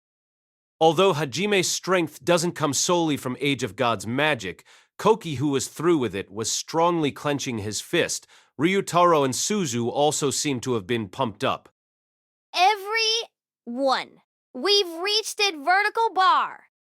When Kuki and them were firing themselves up, Shia tells them of their arrival at the big tree, as she looked back over her shoulder. When Hajime and them chased after Shia, who advanced ahead and disappeared into the other side of the fog, they arrived at a space that had no fog. Towering in front was a withered huge tree, just exactly like they saw before. This is the big tree. It's large. It's extremely huge vertical bar. While looking above their heads, they weren't even able to see the top of the big tree. Kuki and them had their mouths opened absent-mindedly. As its width was so long, it was as if they were standing in front of a wall. Surely it was the same expression anyone else would have had when seeing it for the first time. Hajime and Yue had a small smile while looking at each other. Hajime approached the lithograph while pulling out all the proofs that he's obtained from the other great labyrinths out of his treasure warehouse. The lithograph hasn't changed since last time. Crests of the 7 great labyrinths are drawn on the front, and its back was hollow in order to allow the proofs to be placed in. While crouching down, Hajime was playing with the 5 proofs in his palm. Koki and them were finally freed from the large tree's dignified appearance and focused on Hajime. From now on, it'll be a place where anything can truly happen at any time. While bracing themselves, Hajime looked sharply at Kuki and them. Cam, since we don't know what'll happen from now on, back off with the Haria tribe vertical bar.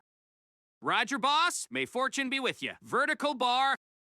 By Fairbergen's negotiations, the Southland with the big tree became Cam and their territory. But from Hajime's words, his expression became a bit disappointed. However, he still decided to salute, and then everyone spread out together. When he confirmed that, Hajime slowly placed the vertical bar Orcus Great Labyrinth vertical bar ring of proof into the hollow section of the lithograph. Once it was placed, the lithograph began to shine faintly, and characters appeared. 4 proofs, power of reproduction, guidepost of weaved bonds, a path for a new trial shall be open for those who have everything. This is the same as before as well. The used proof. Is anything other than vertical bar Kamiyama vertical bar fine? Hajime went ahead and set the proofs into the lithograph that while muttering, Raisin's ring vertical bar, Guryuin's pendant vertical bar, Marajine's coin, each time one was set into the lithograph, its light strengthened up, and immediately after placing the final coin, the light was set free and it scattered onto the front of the big tree. This time, the big tree was the one that shined brightly. Moo, a crest has appeared on the big tree vertical bar. Next is the power of reproduction. As Teo muttered with great interest, a pattern of the 7 angel systems stood out on the trunk of the large tree. Yu walked towards the shining pattern, and while quietly touching it, she used reproduction magic. Immediately afterwards, the big tree was wrapped up in a light uncomparable to before. A wave of light was continuously rippling towards the top from the place that Yua had touched. The big tree that was shining brightly gradually revived as the light spread out to every corner as if it was absorbing water from its roots. Ah, leaves. Shia pointed at the leaves, which appeared as the tree regained its vitality with each passing moment. It was almost like looking at the birth of life. Hajime and them were staring at what was in front of their eyes with a mysterious feeling. The big tree was quickly growing, and it regained its bright green looks. As a slightly strong wind blew by, the sound of the large tree's leaves rustling around could be heard. Then, at the next moment, all of the sudden, the front of the tree trunk was split from the right and left, and a cave appeared. It was a big cave which could fit several tens of people. Hajime and them looked at each other's faces and nodded to each other and stepped into the cave without hesitation. Hajime was slightly concerned. Would the other members who have not captured 4 great labyrinths actually be able to challenge the great labyrinth of the Sea of Trees? But it appears that it was pointless worries. Everyone was able to enter the cave without a problem. It was probably like the other great labyrinths in the stance of vertical bar if you want to enter. It's fine as long as you have what's necessary. However, your life is not guaranteed vertical bar. Hajime looked around the surroundings. But there didn't seem to be anything particular in the cave. It was simply a huge space which extended out like a dome. Is it a dead end? Immediately afterwards, the entrance to the cave began to shut as if it had been reverse reproductioned. The light from the outside gradually thinned out. Hajime scolded Kuki, who instinctively panicked. When the entrance was completely shut, the inside of the cave was wrapped in darkness. Immediately, Yue secured a light source and held it up in her hand. However, there was no need for it. That's because a huge magic formation appeared underneath their legs and it emitted strong light.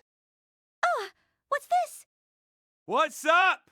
What is this? Quit making so much noise. It's a transfer magic formation. Don't be careless when you're transferred. After Hajime warned the shaken Ryutaro and Suzu, their view blacked out. What reflected in Hajime and their view when the light returned was a lush forest. A sea of trees inside of a tree created an indescribably odd situation. Is everyone all right? Koki lightly shook his head and confirmed his surroundings for the safety of his comrades. They're Shizuku and them. We're fine, Vertical Bar replied. You, Shia, Teo, and Kaori didn't seem to have any particular problems either. They watched their surroundings with caution. Nagumo, this is really the Great Labyrinth, right? Which way should we progress in? The place where Hajime and them were transferred to was a vacant circled lot where they were completely surrounded by trees in 360 degrees. There wasn't a guidepost indicating which way they should go either. Since it's covered in a dense fog, it doesn't seem like flying overhead to look for a path would be useful. That's why Kuki asked Hajime, who had lots of experience with great labyrinths. For the time being, we've got no choice but to look around Vertical Bar. Hajime muttered out with a slightly displeased expression. He placed his hand onto the trunk of a tree and activated tracing. A magic mark was created, a bright red arrow was placed onto the tree and pointing in the direction where they were going. When Kuki and them saw that, they nodded. It seems they understood that they had no choice but to search while placing signs, and they took the lead, since they heard that even if you cleared the labyrinth, if they weren't recognized by the Great Labyrinth, then they wouldn't be able to obtain Age of Gods magic. The other members followed behind successively. However, only Hajime didn't move from his place, as his eyes retained coldness within it. As they began to walk, Shia noticed and, appeared over her head as she turned back towards Hajime. Hajime-san? What's Vertical Bar? Shia called out to Hajime. In that moment, when they heard that wind-like noise ring out, in an instant, you and Teo, as well as Ryutaro, were coiled by a wire. With both spheres on both ends fixed into the air, they were restrained.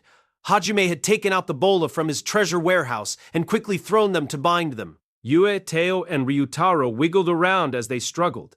When Koki and them saw that they were dumbfounded, however, once they regained their sanity and as if it was able to produce a dash key sound, they immediately glared strongly at Hajime. Nagumo, what exactly are you doing? Kuki instinctively raised his voice angrily. Shizuku and them had tensed expressions as their eyes conveyed that they wanted an explanation from Hajime. Be quiet for a bit. However, Hajime only said that and didn't answer Kuki and their doubts and silently looked towards Yue. He briskly walked up towards her, who was expressionless. And, as Yue looked up at Hajime perplexedly, Hajime pressed Donner against her forehead. His eyes had a coldness of absolute zero within them. It was obvious that Hajime was completely furious in anger. Hajime, what Vertical Bar? You had a "I can't believe it" expression as Hajime pointed his muzzle at her, and when she tried to voice out her doubt as she called Hajime's name. However, immediately after that, Hajime pulled Donner's trigger without hesitation. A dry, explosive noise echoed throughout the sea of trees. For now, although the muzzle was removed from Yue's forehead and pointed towards her shoulder, even still it didn't change the fact that Hajime had shot his beloved lover. Towards that fact, it was obvious that Kuki and them as well as Shia and them were intensely shaken, and they looked at Hajime with eyes that doubted his sanity. What are you doing? Nagumo-kun. Hajime-kun, stop. Shizuku and Kaori raised their voices to attempt to stop Hajime, who was filled with rage, but Shia finally noticed the sense of incongruity and held on to Kaori and them by the hand instead. Although there was an air like Kuki would spring at any moment to try and restrain Hajime, but that disappeared after Hajime's next words. Don't speak without permission. Imitations. You're only an imitation and you dare imitate Yu's voice. If you dare to call my name with that voice again, I'll scrape off your hands and feet. The moment Hajime uttered his voice, as if the ground was arctic cold, the air was filled with coldness. However, the temperature hasn't actually fallen. Murderous intent was overflowing from his body and in turn dropped the heat that life was giving out. Somehow, even the surroundings became dark. Towards the dense, murderous intent, Kuki and them naturally became shallow-breathed and cold sweat ran down like a waterfall. What are you? Where is the real you? Yu's appearance was as if stating, "What is it?" with her expression, and was silently unmoved in her stance. Rather than, "Who are you?" it was, "What are you?"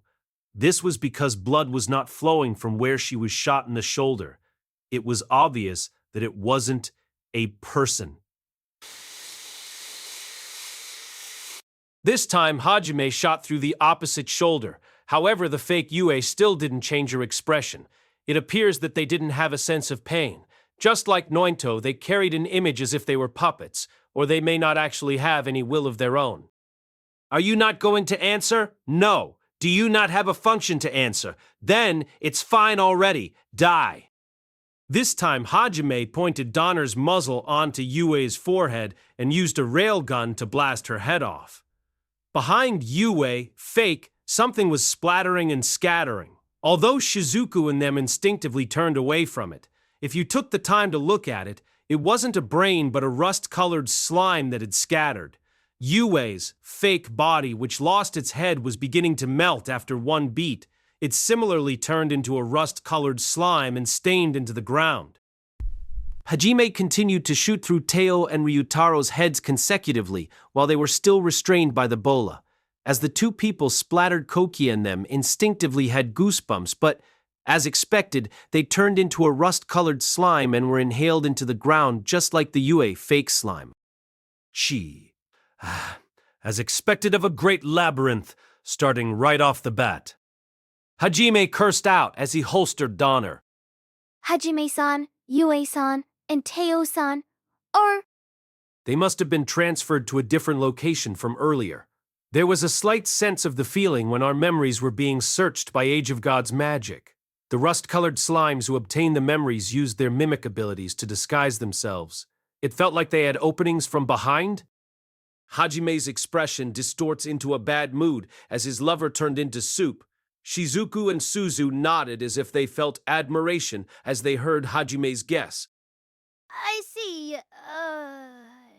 Even still, you've done good to notice. Amon Suzu wasn't able to tell the difference at all. How did you notice? Suzu asked for Hajime's identification tips, as it would be troubling if they couldn't distinct their own comrades apart. Kuki looked at Hajime with interest as well, while worrying about the safety of his best friend. Hajime's answer towards that question was, "Even if you ask me, I can only say that the instant I saw them, I noticed. What was before my eyes was not my Yue." In a sense, all members lost their strength when the answer was him speaking fondly of his sweetheart. Then how about Ryutaro-kun and Teo-san? Once you know that there are imposters, then, with the magic eye stone, if you look carefully, you can see a sense of incongruity. That's why you don't have to worry as long as you're with me from now on, Vertical Bar. Is that so? Kuki and them looked at Hajime amazedly. Within that, as if she had thought of something, she went, "Dash ha!" While fidgeting, she asked Hajime while expecting something. No! Hajime-san! If it was me, would you also notice it in an instant? Kaori, who was next to Shia, reacted. In her glance, she asked, "How about me?" Somehow or another, eyes were attracted to Hajime. Inside of the delicate, bittersweet atmosphere, Hajime answered plainly, without much vigor. "Sa, isn't it impossible for just a moment's glance?" Usually while one was reading the air, of course, isn't it obvious that I'd realize it? An answer like that, but this was part of Hajime's quality. while thinking that he mercilessly answered. Unintentionally, Shia and Kaori continued to stare at him, but Hajime continued to advance into the depths of the sea of trees while being indifferent about the two people's glances. It's questionable how he can have such strong nerves. Oh, Kaorin, Shiasha, cheer up! Right. Kaori is really... What about that guy is... While following after Hajime, Shizuku and them glanced at Shia and Kaori, who puffed their cheeks in a bad mood from their appeal. While having various problems at the start of the line, they stepped into the sea of trees. By the way, in his mind, vertical bar. If it was Shia, I'd know vertical bar, is what Hajime had thought, but he had just decided to take on an honest attitude, but he carelessly said that bluntly, so he may very well be a tsundere. Exactly like an electric fan moving at maximum speeds, that kind of sound was echoing in the sea of trees. It wasn't one or two either. It was the buzzing of countless numbers. Translucent wings that were flapping at super high speeds were already like a kind of attack as the noise reverberates. Ah! Gross! Beyond heaven! Ah! Don't whine. Suzu, it went that way. Ooh, it's quick. Heavenly flying sword! Suzu looking like she wanted to cry as she was holding in the physiological disgust she felt from looking at the demon. That may be something that can't be helped. After all, the reason for the buzzing was a toddler-sized bee. If you compared it in form, then it would be a hornet. The super huge bee-type demon were attacking in swarms with their tough jaws and lethal stingers. With a malicious yellow and black hue, their jaws creaked as it opened and closed. Their stingers had green liquid dripping from it, their feet that waved around eerily, and their dark red compound eyes. It certainly was a creature that you'd want to avoid. Moreover, this bee-typed demon were hard to deal with because they were quick and they cooperated in groups. Furthermore, they could continuously shoot out their needles since a new one would immediately grow in its place. From mid-range, it was exactly like a machine gun, so there was the threat of being swept by a rain of stingers. Somehow Suzu's barriers were keeping out the stingers. As opposed to Koki's method of hammering them with a single blow, Shizuku was breaking apart their cooperation in speed. However, the swarm of bees were not decreasing in numbers at all. Damn these guys, they're exactly like the Majinzaku's demons. No, it's reversed, isn't it? Their monsters are similar to the Great Labyrinth's monsters' vertical bar. Kuki wielded his sacred sword with a desperate look. He remembered the scene of bloodshed that they experienced previously and unintentionally cursed out. They had absolutely no space to relax because the Great Labyrinth's monsters were so strong. At the moment, a mantis-shaped demon that was around 2 meters in length was about to do a surprise attack on Kuki from behind, but Hajime killed it in an instant, and Tsukomi at the same time. A slight distance away from Hajime, Shia was killing 3-meter ant-type demons in a single hit with Doryuken and blasting through the ground, building a mountain of corpses. Kaori wasn't losing either. She continuously shot out silver feathers, and close to 30 bees were already shot down and decomposed. When Koki saw the spectacle that came into view, he grit his teeth as he feels the difference between Hajime and their powers once again. Beyond Heaven Ugg, it's useless. We'll be overwhelmed. Suzu, who was close to tears, created several shining shields. She kept repeatedly building new ones as soon as the previous ones were destroyed. Suzu's magical power was mercilessly shaved down. Beyond Heaven is not that strong, but its strength is that it can be produced in great numbers. Suzu was a barrier master, so her barriers also carried enough strength to take on several attacks from normal demons before they were destroyed. However, in front of the bee-type demon stingers that they shot out, those barriers were instantly broken, as if they were paper waste. Currently, Suzu was being forced to deploy barriers at unprecedented speeds. Little by little, the deployment of barriers were being delayed, and the scene of flying stingers gradually fills the distance. It was as if she was being strangled by a line of silk, and it damaged Suzu's mind. Run rampant, Thunderflower. Mince them, Flashclaw. Along with Shizuku's chants, a sinister flower of thunder bloomed in the sky, and a claw of wind minced through.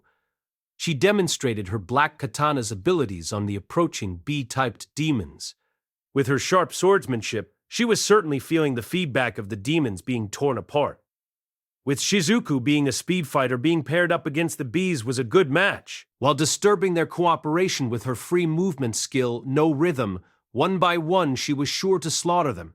However, the B-type demons' strength was their numbers. Even if she could defeat them, Shizuku was lacking in overwhelming annihilation powers. Hence, the war situation was that they were gradually being pushed. Shizuku, who noticed that, had a bitter expression. Will of the blade, harboring light which will tear apart the enemy. Light blade. Thanks to Shizuku, Kuki was able to chant as he liked, and his sacred sword was coated by a sword of light. The light blade extended his sacred sword by about another 2 meters in length. Kuki swung the huge blade of light while rotating his body in one motion which cut through all gathered surrounding B-typed demons. However, because the motion of the attack held too many openings, the demons charged in towards him. In response, his body was hurled backwards. Why you? Kauki! The B-typed demon was about to thrust its stinger into him, but, fortunately, Kauki's sacred armor prevented the stinger from coming near. Kauki somehow managed to use that chance to get up and cut off its head. He had no room to answer Shizuku's worried voice. In the next moment, he was attacked by huge quantities of demons, so Kauki needed to finish recovering his balance. Woo! Although Kuki waved his sacred sword while shouting, the demons in the Great Labyrinth weren't sweet enough to spare you any time when you've exposed a chance. At last, a B-type demon managed to slip past the sacred sword and get behind him. It then clung on to him from behind like spikes on shoes. It was trying to use its jaws to tear through Kuki's neck. Kuki raised a voiceless scream.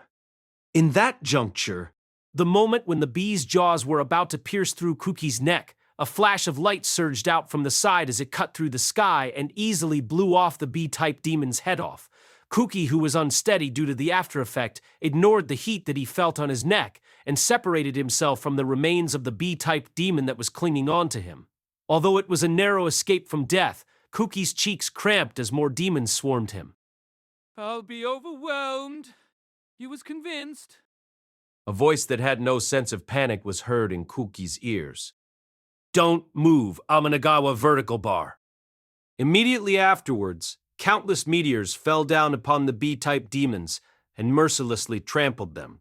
You could only hear one gunshot, but the truth was that there were 6 flashes produced.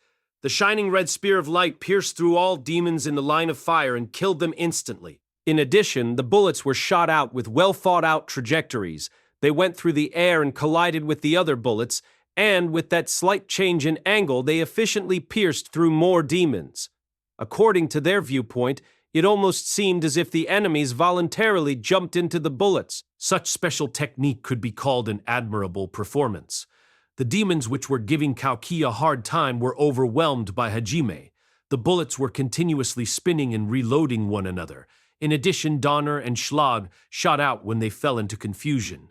It didn't even take 1 minute before everything was taken care of.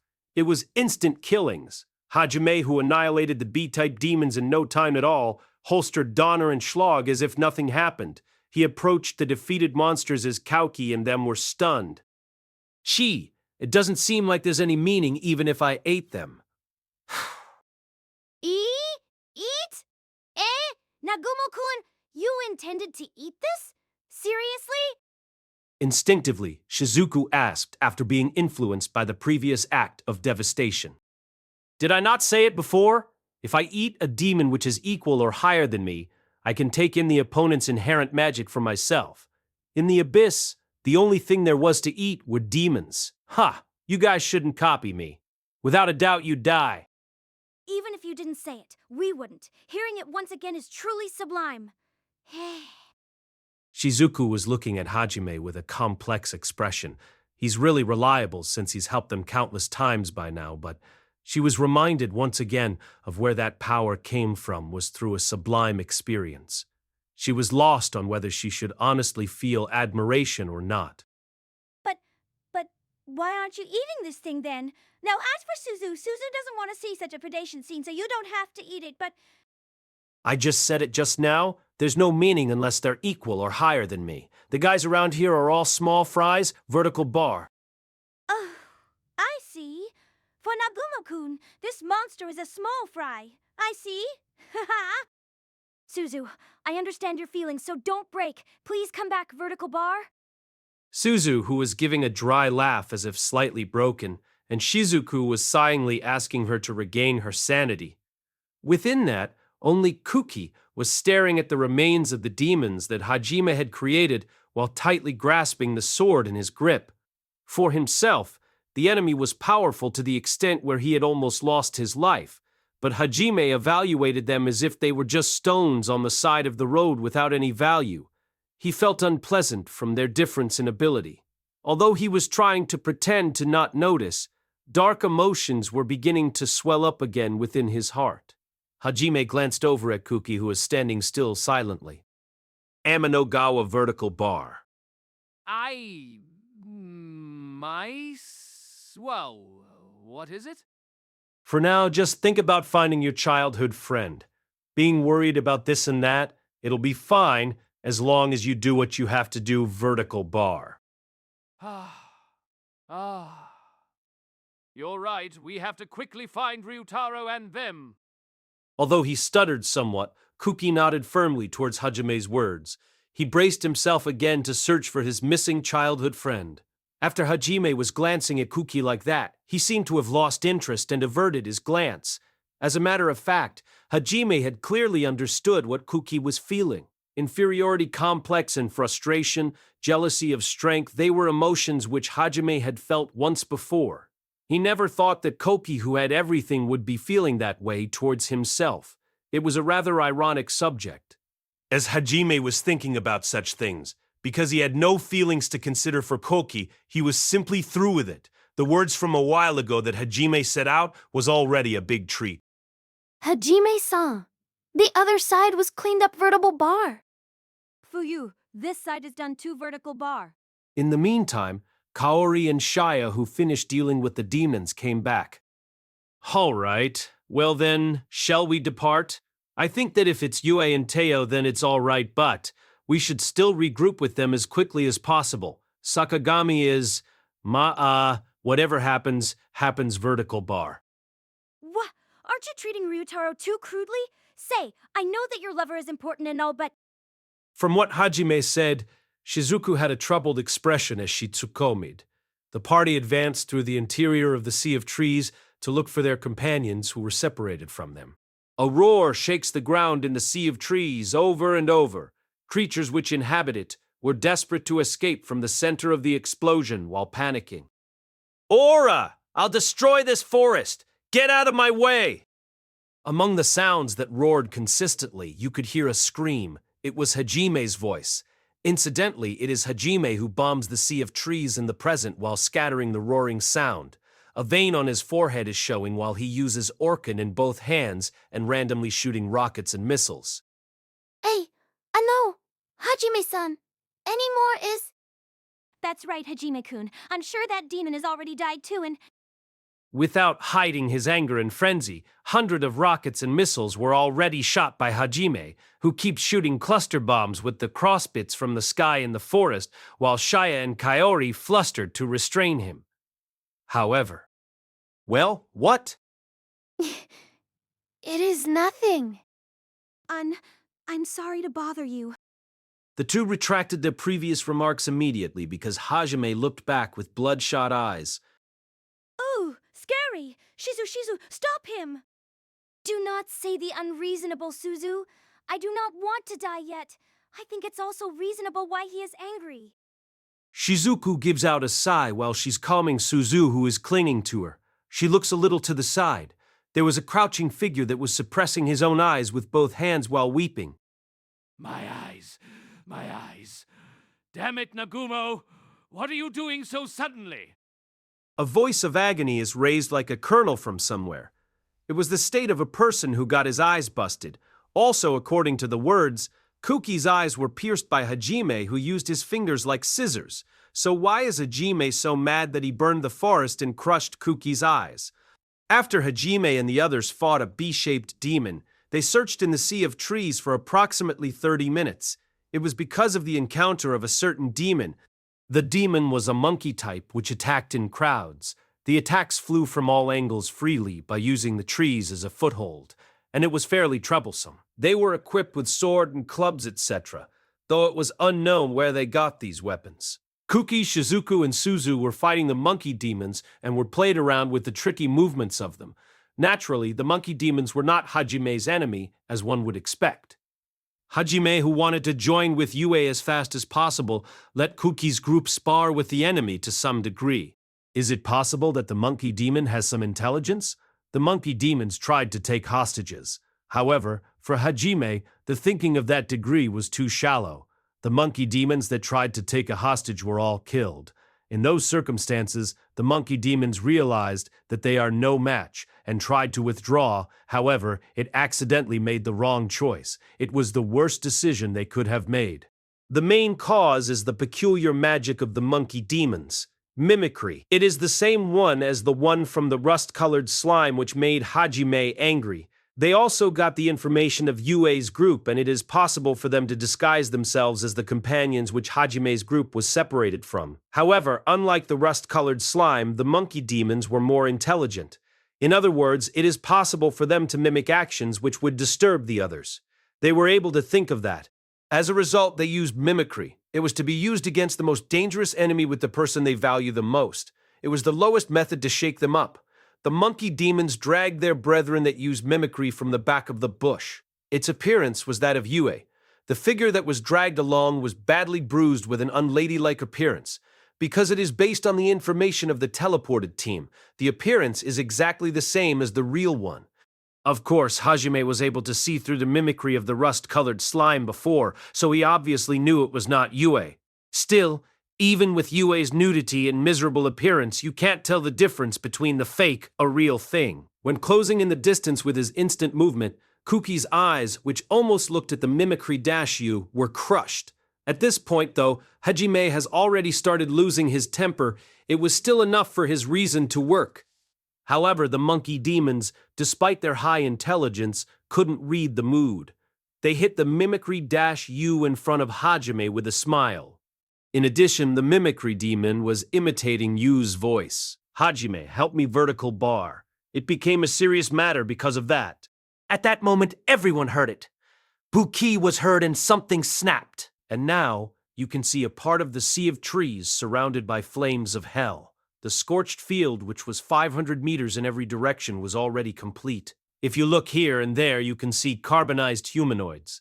In the wreckage, bee and ant demons were also seen. Because it was an instant airstrike, there will probably be not a demon that escaped unless some demons can make a space metastasis. After Hajime burned everything in the sea of trees, he advanced while ignoring everything else. Don't give up, you both, please. Who else can stop Hajime-san other than Shia and Kaori? But No buts. Why do you give up here? It ends when you give up.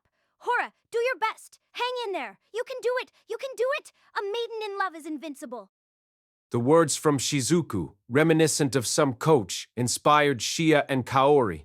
To be frank, Shizuku was desperate to make the two to go to Hajime as he was hard to approach now.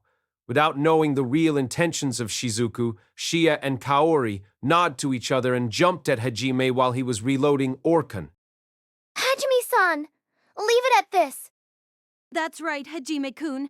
You may drag Yue's group into it. He desperately glares at Shia and Kaori clinging to him. Hajime seems to be dissatisfied and utters twisted expressions and raised his voice with an vertical bar. Eh? Eh? Eh?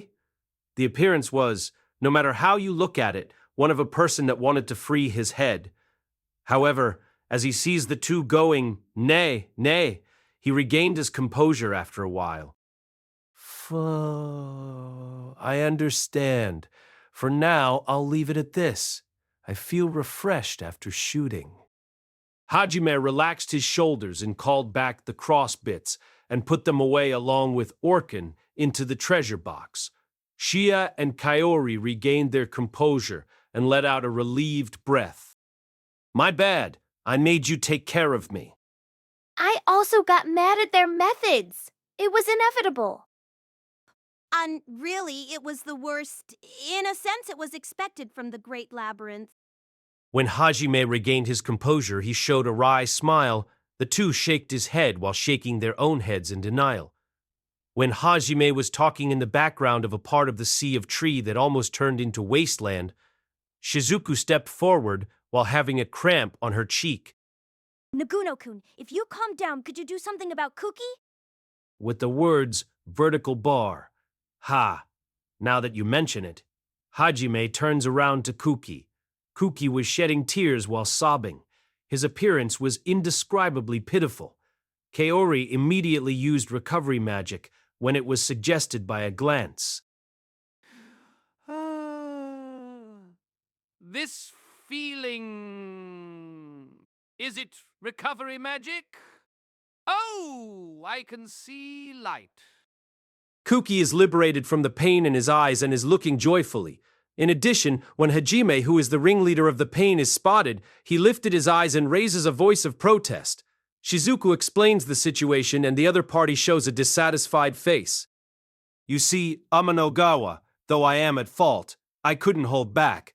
It was a critical moment of whether my lover's improper appearance was seen by another man. A man's eyes should be crushed, don't you agree? What's with that common sense? Don't demand for an agreement in that tone. I always became blind. In the first place, how can you tell the fake apart? Setting aside the real thing, when I think about how I tasted the pain because of the imposter, I'm really angry. You are foolish. Comparing your eyesight with Yue's half-nakedness is like putting a stone from the roadside with a high-class jewel on a scale.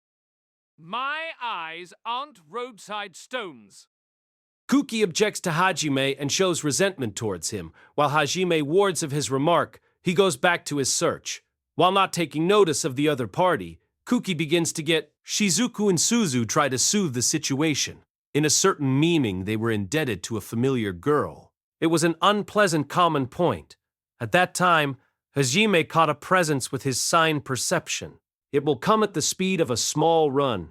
Judging from the feeling of the sign, it seemed not to be a very powerful enemy. Therefore, Hajime looked back at the sea of trees with a doubtful look. Shia also tilted her neck while gazing at the depths of the sea of trees.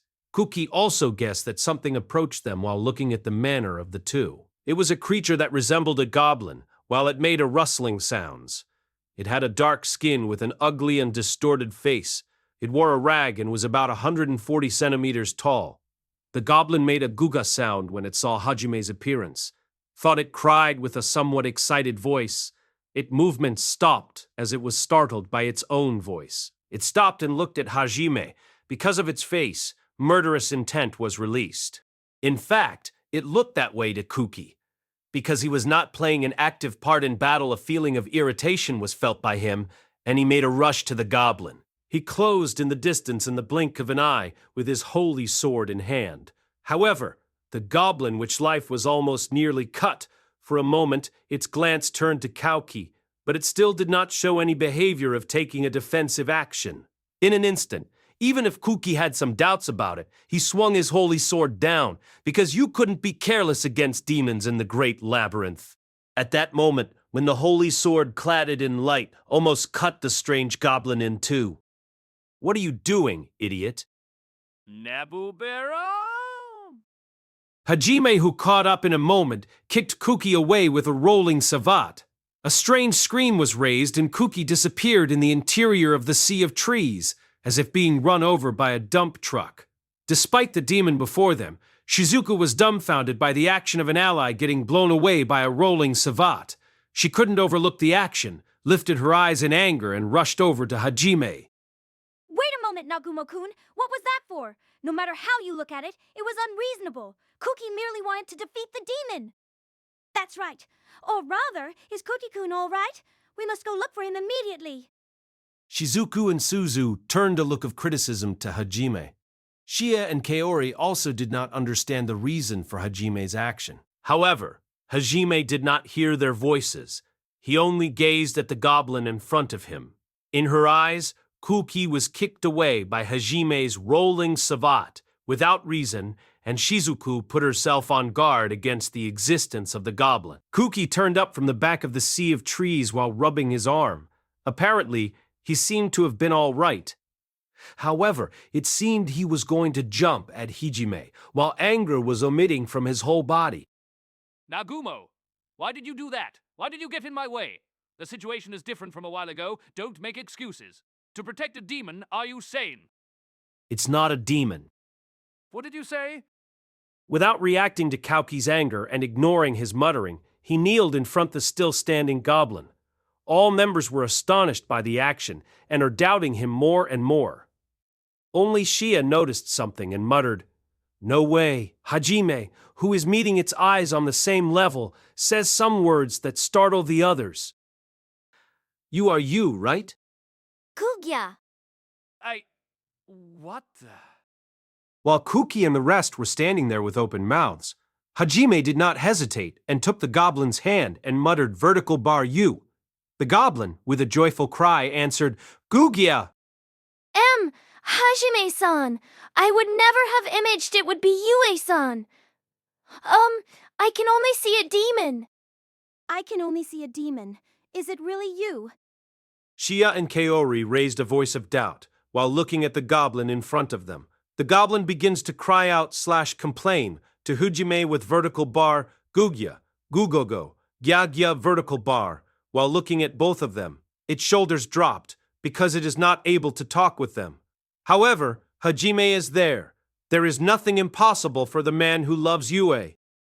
Yes, yes. The next thing you knew is that your appearance changed after the transfer. Guja, Gugogo vertical bar. Fumu, so, it only changed the body. Gugiaya, Gyugi vertical bar. The equipment was also lost? Oh, you came after the markings I have left? Gugutsu, Goga Goga. That's right. Hajime is where the explosions come from? Well, you aren't wrong. Gyu Gogo. Is that so? You aren't able to use magic, but you don't feel any other changes. Gigi Gigi vertical bar Bigazwarn. Well, it should be all right. It's probably one of the trials. It was an inevitable start of the game. And Tio and Sakagami weren't with you. Perhaps the same happened with them as with Yue. I still don't know anything about the demons here. Well, don't worry about it, Yue. I'll do something about it as always. A normal conversation has been established. Kuki and the rest were speechless. Hajime didn't try to hide the fact that he was happy to be reunited with his lover, and smiled. This kind of thing. Let's try reproduction magic out. No! Wait! Oh, what's wrong? Kuki and the rest tsukomied in a beautiful harmony and looked at Hajime with puzzled expressions. Everyone wanted to tsukomie even more, or rather they weren't able to hold out any longer. Isn't it strange? It is strange, right? How can you communicate? Like nothing is going on. Nothing is going on. I talk because it is Yua? Uzu only hears Gugya. No other words. How do you understand it? No, with feelings, it is possible to talk with eyes. Which reminds me, you always stare at each other. It really is useful at such a time. How the two of you communicate breaks through the center of the universe. No, it's normal for a lover. It's not normal? Obviously it is not normal. What should we do? The special seat feels very far away. Brother Nagumo-kun, how did you notice it? Did you notice it before kicking me? How did I get, it's a simple story. Many tsukomis were made and the others had tired expressions because Hajime answered with his common sense. At the end, Kuki uttered a question towards Hajime, who looked peacefully at the goblin-shaped Yua. It's just that her appearance may have changed, but I will never lose sight of Ye. Is that so? With an expression that seemed like it was made of sugar, Yu, Goblin Bear, answered happily to Koki's group. Putting that aside, Kaori, I leave the reproduction magic to you. I understand. Well then, here we go, Yue. Absolute imitation. Kaori, whose eyes slightly regained sanity, was appealed by Hajime, turned towards Yue, Goblinver, and used reproduction magic. Needless to say, reproduction magic is an Age of Gods magic, and the effects are enormous. Hajime's group thought it would return her to her old appearance if they used it. Gugya? What? Why? One more time. Absolute imitation. Yu's appearance did not change back. It's like the reproduction magic isn't activating. A silver light pours down over Yu, but Kaori's magic is erased with a crunching sound. There is still no sigh of Yu's appearance turning back. Kaori is stunned and Yue Goblinver dejectedly drops her shoulders. Even the other members had worried expressions. In the middle of it, Hajime folded his arms and hit the temple while brooding over the phenomenon. Hajime wore a difficult expression, Yue Goblinver's, while gripping the bottom of his clothes, looked up to him with an uneasy expression. She thought that it would be also difficult for her to turn someone back with reproduction magic. To such a Yue Goblinver's, Hajime returned from his deep thoughts and turned a vibrant smile towards her. Everything is all right, Yue. I've said it before, we fell into the trap, but a game over is impossible at the start. There must be a method to turn you back. I believe the reproduction magic doesn't work because the quality of the Age of Gods magic is different. A special method needs to be used. It is a self-evident truth that the challengers of the trial have reproduction magic. There would be no meaning to the trial otherwise. In any case, we will find the method to turn you back if we proceed. Hajime passed Yue, Goblinver, a pair of jewel earrings. Because she transformed and can't use magic, he guessed that she needs something and gave her an artifact. Telepathic jewels. Hajime? Hajime? Can you hear me?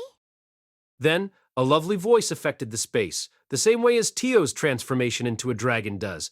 Hajime's expression loosed up and he looked very happy while hearing a dear and nostalgic voice, even if it was only for a moment.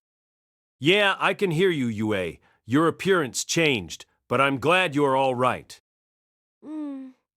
I knew Hajime would notice it. That's natural. I'm the one who understands you the most. But I was happy. I love you. Stop it. It's embarrassing.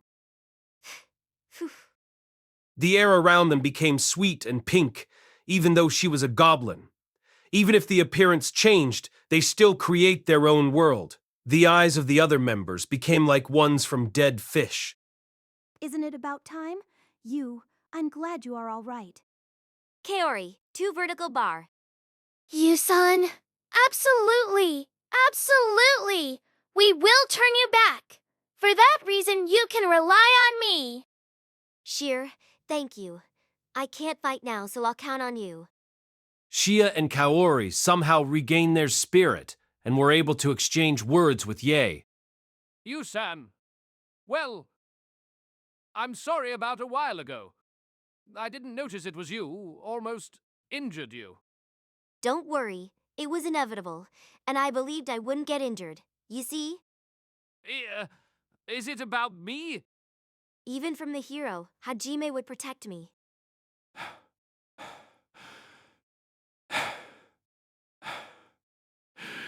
Is that so? Yu's casual remark performs a clean hit. While withdrawing dejectedly, Kauki raised a dry laughter. Shizuku and Suzu try to encourage him.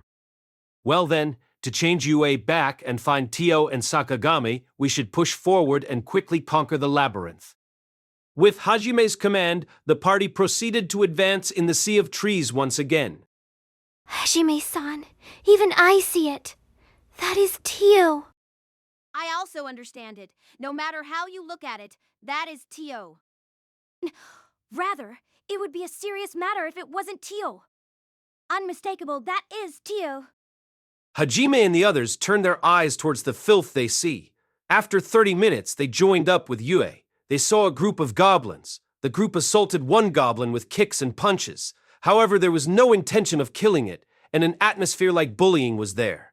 The goblin seemed not to be injured while receiving an assault from the group. If it was only that it was bullied because it was weak, it would be pretty natural. No matter how I see it, it's an ecstasy. Even though it has the face of a goblin, we could never broadcast that. Nagumo, you, to that kind of person? I don't feel like I could win its heart. Stop it, Amanogawa. I feel bad because I allowed that transformation. I can only give up. The goblin was floating in ecstasy while the others were muttering. The appearance was reminiscent of a certain pervert, or precisely, there could only be one such person. Tio, you are... It's too late already. Let's give up, though it is regrettable. When Hajime shaked his head in a sad expression, he quietly turned his back. Yue and the rest followed him without any hesitation. Normally, Kuki would say, "Never desert a nakama," among other things, but now his gaze is wandering. Gu, Gia. And, at that moment, the goblin noticed Hajime's group and raised its voice. As a result, the assaulted goblin seemed to notice Hajime. It opened its eyes wide and rushed towards Hajime, despite receiving an assault earlier. The goblin, Tio, was crawling in a high speed on the ground, while the other goblins instinctively pulled away and backed away. In fact, while the goblins tormented and bullied it in high spirit, they felt vertical bar, somehow you are strange. And now they were convinced about its... Gugia. Meanwhile, the goblin, Tio, tried to jump with a dive into Hajime's chest. Though they can't understand goblin words, seeing that it was surely biz, master, bis one long to see you vertical bar or something along those lines. Of course, Hajime responded and said, "Don't come near me, you pervert." And he used an uppercut with his artificial arm. The goblin, Tio, made an artistic backflip with 4.5 turns, but did make a sound like it should have been. She crashed. Dead? Yue peeked into the bush where the body of the goblin, Tio, fell. Its tail was pierced by a tree branch. Then, bikunje! The body of the goblin, Tio, was twitching, while regaining consciousness. Though the body is that of a goblin, the endurance may be that of a dragon. Or, she became an even bigger pervert. The. Ga. Go, Gooj. Guga. The goblin, Tio, held her cheeks with both hands and screamed excited, while her body twisted around, and then she began looking at Hajime with feverish eyes. Instinctively, Hajime starts pulling out Donner, and Shia desperately tries to calm him. Coyote handed over a telepathic stone over to the goblin, Tio. A telepathic stone. Do thou hear me, master? This one met the beloved master, and the first words and actions were those of abuse. Damn it. Even if the body changes, the toughness does not. It should just die already. Beloved master, the lack of pardon. This one can't hold out. Mistress is useless without master. Now master's beloved servant has returned. It's good how the mistress, who is reduced to ugliness, is attacked without restraint. Apparently, even if she changed into a goblin, she still felt the pleasure. It was already too late, as Hajime said. The goblins, while ignoring Tio, who is lying on the ground saying, "Do as you like, burn or boil me," and still twitching, were insta-killed by Hajime, and the search was resumed in silence. The other members also did not seem to care about it, and follow Hajime without turning their eyes. Ho! Is this neglect play? Master can't be helped. Don't leave this one behind. This one wants you to wait. This one is still shaking because of the blow a while ago vertebral bar. Tio's voices echoes empty in the sea of trees. However, nobody stopped walking. The huge branch bends and attacks irregularly like a whip. Leaves dance like a blade and scatter around. Tree nuts are shot like cannonballs. A sudden spear-like root dashes out from the ground like the sharp point of a sword. Each of these attacks are fatal. It is very similar to the tree demon Hajime once fought in the vertical bar Orcus Great Labyrinth vertical bar. The demon is a so-called Trent. But then, when Hajime compared this Trent with the one he fought, the size is extremely different. It was 30 meters high and 10 meters in diameter. Kuki, Shizuku, Suzu, and the ogre-like creature are confronting the huge Trent. Meanwhile, while raising a shout like a real ogre, it is Ryutaro who attacks with his fist to intercept the branches that come in. Along the way, an ogre was discovered fighting other ogres. However, While the fight went on, martial arts were seen. To be frank, it made refined karate movements. It was obvious that it was Ryutaro. Ryutaro might have been dead if they found him later, as his status has fallen as Yue's and Tio's did. To go that far without running away, a tsukomi was made about his muscle brain, and Ryutaro finally joined with them as the last member. They reached the place with the gigantic tree, which was obviously on a different size compared with the surrounding ones. The gigantic tree said, "Defeat me if you want to go further," and began to rage as it said it. At the present time, Kuki's group, which did not show any results till now, said, "We will defeat this guy," and rushed out. Hajime's group didn't care and started to spectate the fight. By the way, Kaori is participating as a healer. Ooh, the attack is heavy. A branch with the thickness of a log approaches while cutting through the wind and is received by Kuki with his holy sword. However, a groan leaked from the space of gritted teeth while reminding how excessive the weight of the attack was. Shizuku is busy with shuriken-like leaves, which fly like throwing knives. Suzu puts up a powerful barrier to somehow intercept the attack, and Kuki desperately decides to use the opening to attack. Cool. No good. Because Kaori is here, we do not have to worry about not being able to continue. The black katana Tsumahirameki was fully taken advantage of. Shizuku gritted her teeth while cutting branches and leaves one by one. Hajime's words before entering the great labyrinth sank into the bodies of Shizuku's group. Without Hajime, they would have been annihilated already. The confidence they gained in the vertical bar, Orcus Great Labyrinth vertical bar, was crushed into pieces. After worrying a little, Shizuku shouted towards Kuki.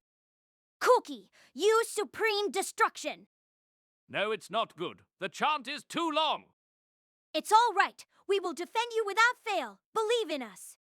Kauki was troubled what he should do about Shizuku's suggestion. It was obvious that the Trent before them was stronger than the demons of the woman of the Majin tribe. The attacks only come one by one, however the fight is only somewhat manageable with Kaori's backup. They could lose their lives if they lose concentration even once. It would take more than an average nerve to expose oneself defenseless in such a time. However, it was certain that without an overwhelming attack, they can't reach the Trent. At this rate, they wouldn't be able to defeat it. In addition, Kuki recalls the time when Hajime made Yue again, a mutual trust that did not change, even when the appearance changed. Hajime saw the true nature of his lover in an instant, and Yue did not show any unrest while she was almost killed by Kuki. Honestly, it would be a lie so say that he did not envy such a relationship. Therefore, Kuki was determined, we have a relationship of mutual trust. It was absolutely not to prove that they will not lose to Hajime. I understand. I leave my back to you. Yes, leave it to us. Ryutaro Suzu, let's gather up. Roger! Ayo! Kuki did not move an inch while raising his holy sword over his head. Only his mouth moved while chanting. That state may be called defenseless because his whole consciousness was poured into the chant of Might of Heaven. The Trent was sure not to miss that chance. The tree branches from right and left, a leaf blade which approached like a tornado from above, a shell of nuts from the front, and the root of a tree attacks from the ground. This is sacred ground. The enemy of God will not be allowed to pass. Absolute virtue. Suzu foresaw an attack and put up a barrier. Up till now, her barriers have saved the party. The barrier withstood somehow the first barrage of attacks with small cracks. Because of the consecutive attacks of the Trent, the barrier couldn't hold out and breaks. Suzu's groan resounds loudly, while Shizuku and Ryutaro, Ogrever, are attacking in despair.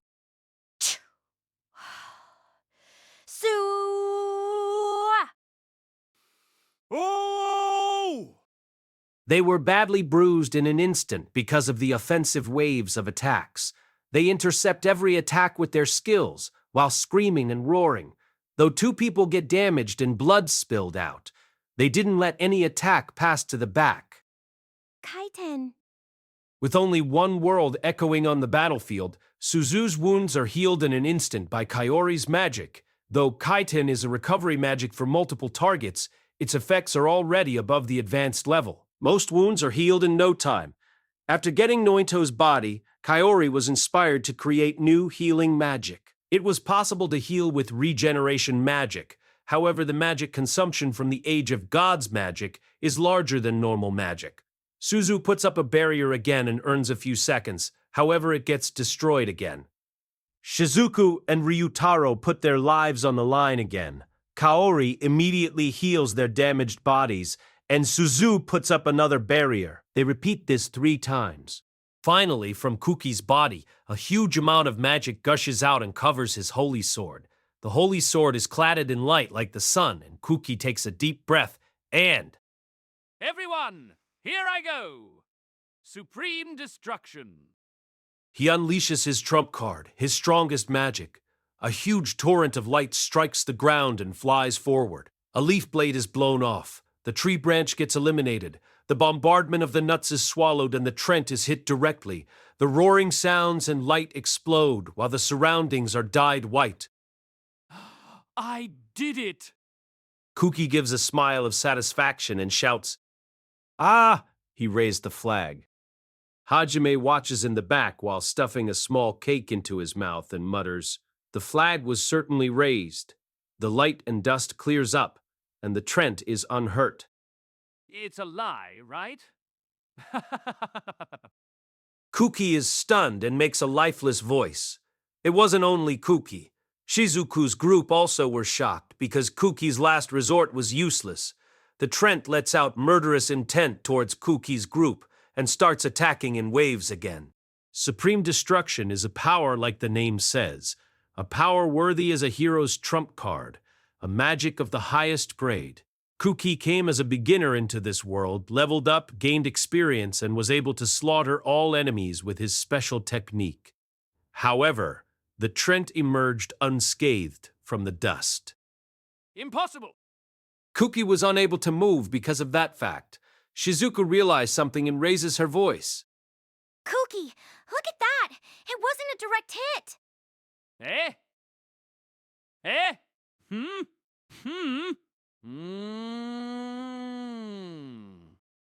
When Kuki looked into the same direction as Shizuku, he saw a large amount of trees scattered around, broken into small fragments. Apparently, Kuki's supreme destruction did not hit the Trent directly. It was prevented by a large amount of trees in the front. Though there shouldn't be any trees there, where on earth did such a great amount appear from? The questions from Kuki's group were answered by the Trent. At that time, the pseudo-Trent gave out a pale light. A large number of trees spread out from the base and grew in a very great force. Unique magic? Suzu muttered. That opinion was right. It was the unique magic of the Trent of the Sea of Trees. It was freely able to create a large amount of trees and manipulate them freely. This is bad. This is sacred ground. The enemy of God will not be allowed to pass. Absolute virtue. Suzu was momentarily dumbfounded, but was able to invoke absolute virtue immediately. Attacks poured in from all directions, while a shining barrier was deployed with Suzu's group inside. The branches, which had a sharpened point like a spear, gave an intense shock to the barrier one after another. Not only the Trent, but also the surrounding trees also produced a similar attack. It seemed they would get crushed to death by the almost oppressive amount of resources. The absolute virtue won't be able to hold out without a chant. It already cracked here and there. It did not seem to hold out for another several seconds. And when Suzu's barrier gets broken, will the others hold out till she deploys it again? Only an optimist would judge it doable. No good anymore. Suzu realizes by the magic consumption that the barrier will soon break and informs the others.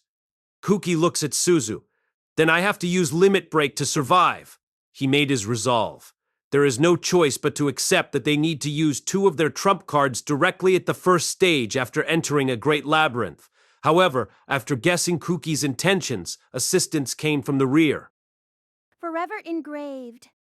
The reproduction magic Forever Engraved, which Kaori used, regardless of the substance of the object, can regenerate everything to the state 1 second ago every 1 second it is used. Suzu's absolute virtue, which seemed to break at any moment, gets surrounded by a silver light. A silver light. After 1 beat, the barrier recovered to its dignified appearance. So if nothing happened, even after the attacks of the Trents, it returns to its original state. Absolute virtue is repaired every second. Wow, Kaorin, thank you. Suzu, while maintaining the barrier, looks back and thanks Kaori. Koki and the others slightly relax their bodies because they got of the predicament and look to the back. There, the Trent surrounded Hajime's group like it did to Koki's. Hajime and the others did not seem to care about it. 4 cross bits were arranged by Hajime in the surroundings, and a triangular pyramid was spread as a barrier. The space interception type produced a spatial magic 4-point barrier. Reproduction magic isn't even used, and still there are no signs that the barrier gets shaken. It seems to be a totally impregnable castle wall, without allowing any attack to come near. That seems to be the limit. I thought they would hold out longer. Hajime murmured while looking down at Cuckoo, who had a complicated look. Ew. Wouldn't they be fine if the hero-san uses his limit break? Vertical bar, I wonder. Well, if he goes over his limit, maybe. However, what will happen after he weakens after that? It is unlikely that he can recover from the fatigue of his limit break with healing magic. It may be possible with reproduction magic. I don't want to use it as the magic consumption is big. It's still too early for that. Vertical bar Fumu. Well then, we should clear up here before the hero boy uses it. Hajime was wondering if Kuki and the others would be acknowledged to have cleared the Great Labyrinth. Kuki and the others should obtain the Age of Gods magic because if Nintos appear in a great amount, we could use the throw the heroes at them dash strategy. So they should raise their military strength in the Great Labyrinth. Appeal with, we should fight hard, or so he wished. Because it is unknown what may happen beyond this point, it's not preferable to use Age of Gods magic in succession because of its magic consumption. Even though they have magic stones stocked up, they don't know when Yue and Tio can turn back and are able to fight. Vertical Bar Master, this one thinks you should not worry too much about the outcome of the battle. Yes? What do you mean? Is it about the concept of the Great Labyrinth? The goblin, Tio, advises Hajime, who thinks deeply about the current situation. Despite her being a pervert, her words and knowledge are very thoughtful, though she is still a helpless pervert. Yes, the concept is probably testing the bonds. Vertical bar bond. Speaking of it, the word was also on the stone tablet at the entrance. That's right, not only to test the bonds with the subhumans, but also to test the bonds when capturing the labyrinth. Is it not so? See through the imitations, accept the companions which changed. It is truly testing the deep-woven bonds. Vertical bar, I see. If there is a goal after clearing this trial, you could call this a guidepost. If it's that way, then there might be no problem if I clean up the battle. Amonakawa and the others only need to get over the testing the bonds something, what comes after this. That's right. Well, it is only a guess in the end. It is still a very reliable guess. With understanding that, Hajime makes his decision and lets out a sigh. Even though he strengthened Kuki and other with the artifacts greatly, the Great Labyrinth reads the memory after the capture, and there is a possibility it won't accept them if he makes them too strong, and so he waited. Hajime glanced at the goblin Tio and lets out another sigh. Tio occasionally gives sharp consideration and makes suggestive advice because she lived far longer than him. He's reminiscent that the race is supposed to be noble and respectful. Originally, she is thoughtful and considerate, and has the perfect nature of the dragon race which Yue longed for. Every man would be captured by her beauty as she's a very attractive lady, even though she's already a pervert. Really, is it my fault?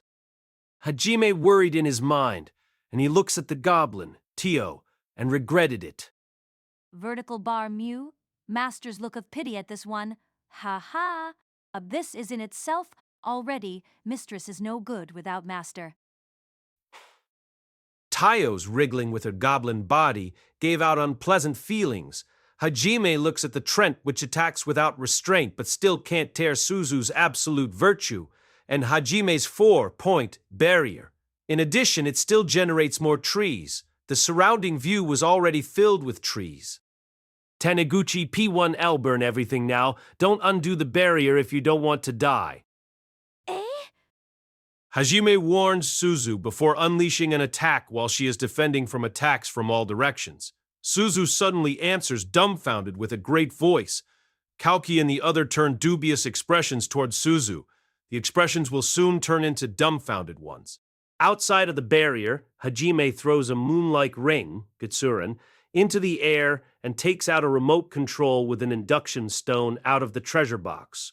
With the power of wind claw and sign perception, the surrounding trees were easily dissected and thrown into the air. The numbers exceeded 20. It's impossible to make them get battle mobility, but it's easy to change the tide. And in the next moment, black lightwood scatters around the Trent-like raid because of the Getsurin. The black lightwood scattered around his Ottar that burns at 300,000 C, which even melts Fulham ore. Hajime transfers a large amount of tar stored in the treasure box by using the gate function of Getsurin. While trying to figure out what Hajime was doing, Shia and the other let out a vertical bar. Ooh-ah, vertical bar, and their eyes turned towards Hajime. Certainly, it was effective to deal with the Trent and all the trees it quickly generated. While the girls gazed at Hajime, he threw a small live coal towards Getsurin. Go 0, 0, 0, 0, 0, 0, 0, 0. Everything in sight was dyed instantly in flaming red. The Trents, which didn't even worry when the tar was released, are now surrounded by a prison of flames of 3,000 C and instantaneously burned by it. Though they don't have vocal cords, it seems they are screaming in agony. The spectacle may be mistaken for hell which has manifested on this world. Now every object outside of the barrier is certainly carbonized. No, even cinders might not remain. The tar does not burn for long, but the heat is terrific. The hellfire produced by Hajime extinguished naturally after 15 minutes. However, because the Trents ran wild, it even spread to normal trees. So Kaori managed somehow to extinguish the flames with water magic. Vertical bar. We joined up with Yue and the other Eddie, so I had no problems burning everything down. Vertical bar, Hajime-kun. Do you even think before destroying everything? Vertical bar. Where Hajime-san is, there is also destruction. Father and the others might think of Twane names if they see it. Hajime not restraining himself. Wonderful. This one agrees. You a merciless master, this one gets wet.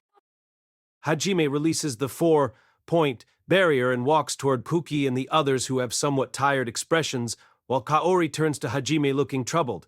The members other than Kaori are saying, "That's very Hajime-like," and J is expected from Hajime. With satisfaction on her face, she nods in agreement. Vertical bar, Nagumo-kun. A little while ago, no, it's nothing. A rocket launcher has already been fired at random and cluster bombs were scattered around. This much is already normal for him. Therefore, get a grip myself. Kauki and the others made a complicated look, as if they are really safe. At the same time, Kauki glanced towards Hajime and bits his lips tightly. Kauki wasn't able to knock it down even with his last resort in Hajime Diditas if it was a side job. Even if he was persuaded to come here to obtain the Age of God's magic, will he really obtain it while being helped? Such uneasiness was welling up in his mind. Kuki averts his glance from Hajime and tries to shake off his negative thoughts and looked back in panic as he heard meki-meki sounds from behind. Did it regenerate? Like Kuki said, a big tree grew rapidly from the carbonized ground while rumbling the earth. The Trent grew in no time, exactly how a regeneration would feel like. Kuki and the others took a stance. However, the regenerated Trent showed no signs of attacking. After standing for a while, it started to make a cave. The trunk tears open, the left and right side crack, and an open space in the middle is created. Vertical bar, I thought it was a middle boss, but it was also the door which goes to the next stage act. Hajime advanced towards the cave without nodding or hesitating as he was convinced. Yue and the others follow him. Kuki and the others who assumed Astons followed him in a hurry. The inside of the cave was without any special characteristics, however. After everybody entered it, the entrance in the cave shut them in, and their feet began to shine at the same time. Vertical bar, another teleportation. It was the same magic as the one at the entrance of the great tree. Hajime strongly drew the goblin, Yu, and the goblin, Tio, towards him while muttering, "Because those two can't fight right now. Even a trivial thing would be fatal. He wants to do something, even if it's a trifle thing. After coming this far, it's impossible to lose these two." Hajime. Ma, master. Ooh, this one is troubled by your gentleness. Were Hajime's worries transmitted to them? It looked more like the two goblins were really happy rather than being scared of the transportation. Tio showed a very uncommon embarrassed, side. Shia and Kaori jumped towards Hajime with the words vertical bar, "Ah, me too, vertical bar," and wanted to hug him. However, the attempt was one step too slow. As for Hajime's view, the scene where two people stretched out a hand was painted out with enormous light at the end. The singing of birds and sunlight invading in the space of the curtain informs that morning has come. Responding to the sound, the master of the room covers his head in his futon, and it turns into an impregnable fortress. And in the next moment, a click resounds plainly, and the devil raised a roar. The master of the room tries to protect himself from the devil in his fortress, but it's impossible to do that forever. He extended his arm from the futon, and in an instant, bam, the palm looks for the devil and hits it. The head of the devil is caught at the third time by the arm because of the experience of the devil's subjugation for 10 years, and he succeeded in silencing the screaming. However, the act that has continued on countless occasions wasn't hard work at all. The arm of the master of the room dropped in exhaustion and was withdrawn straight into the fortress again, and he stopped moving after that.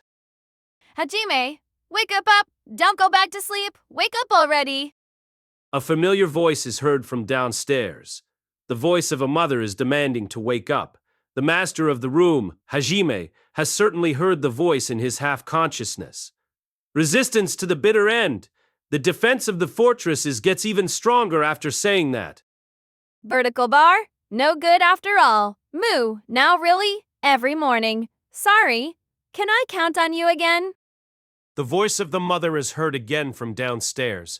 It reached Hajime's ears because it was spoken loud on purpose, so that Hajime hears it even if it was on the other side of the door. Not thinking of the voice of the mother which has given up, already knowing who she's talking with and what will happen, Hajime still had no intention to get up obediently. After all, every morning is a happy morning for Hajime. However, because there is no reaction, the person understood the reason for it and opened the door immediately. The person calls out to the dumpling gently, while getting closer to the bed with small steps. Pin, wake up, Hajime. She gently uses her hand, shaking him. A small hand can be seen over the futon, and Hajime's cheeks begin to soften. PYIL attack you, sexually. Is P1L wake up, so will you stop saying such a vivid thing in the morning? He wakes up immediately after, feeling chills down his spine, and the futon was pushed aside. Morning, you? Please. At 9 morning, Hajime. Hajime smiled for a while with his dear lover and savored the first happiness of the day. Hajime is walking to school while suppressing a yawn. Yu is besides him and looks upwards towards him. Such a gesture can only be called cute. Hajime is looking at Yu while they are going besides each other and is busy restraining himself. Yu is wearing a blazer from Hajime's school. Her short skirt is fluttering gently while she goes backwards, turns her head towards Hajime and speaks to him. Piscata again? Staying up late? I was doing the work Father asked me to. It was morning before I noticed. Penny, it's good to be enthusiastic, but take care of yourself. Please don't overwork yourself. N. U1L, be careful. Hajime and Yu are having a gentle conversation. They create a sweet atmosphere between them. A long time passed since Yu became Hajime's lover, however, the passion between them has not declined at all. For Yubei to be near Hajime, the homestay was forced into Hajime's house, and the transfer procedure to his school was finished very quickly. Suddenly, the pretty girl with blonde hair became Hajime's lover, and it became a fuss at the beginning. After all, Hajime is a genuine otaku that spends most of his time helping his father, who manages a game compare. It's unimaginable why Hajime got such a beautiful lover. His mother doubted it and panicked because she thought it was because of hypnotism, and his father thought he had the ability to make delusions real. Even at school, After it was revealed that Ye was Hajime's lover, it became the hottest topic of the whole school. Afterwards, it is needless to say that the boys were envious of Hajime. Yue is like Yue is. She was waging war with several girls for some reason. Such things continued for several months. It stopped only recently and their school life calmed down. Thus, because they overcame the storm, they can now leisurely stroll to school together. Hajime, while looking at Yue and her blonde hair which reflects the light and shines brightly, tried to recall how they have met. By chance, he helped Yue, who was caught by some thugs, and in a desperate fight he somehow managed to defeat one and rescued her. His face becomes hot when he recalls that she kissed his neck as gratitude towards him. After that, they became lovers very fast. However, even Thoughtium in Otaku is manage it when they are desperate.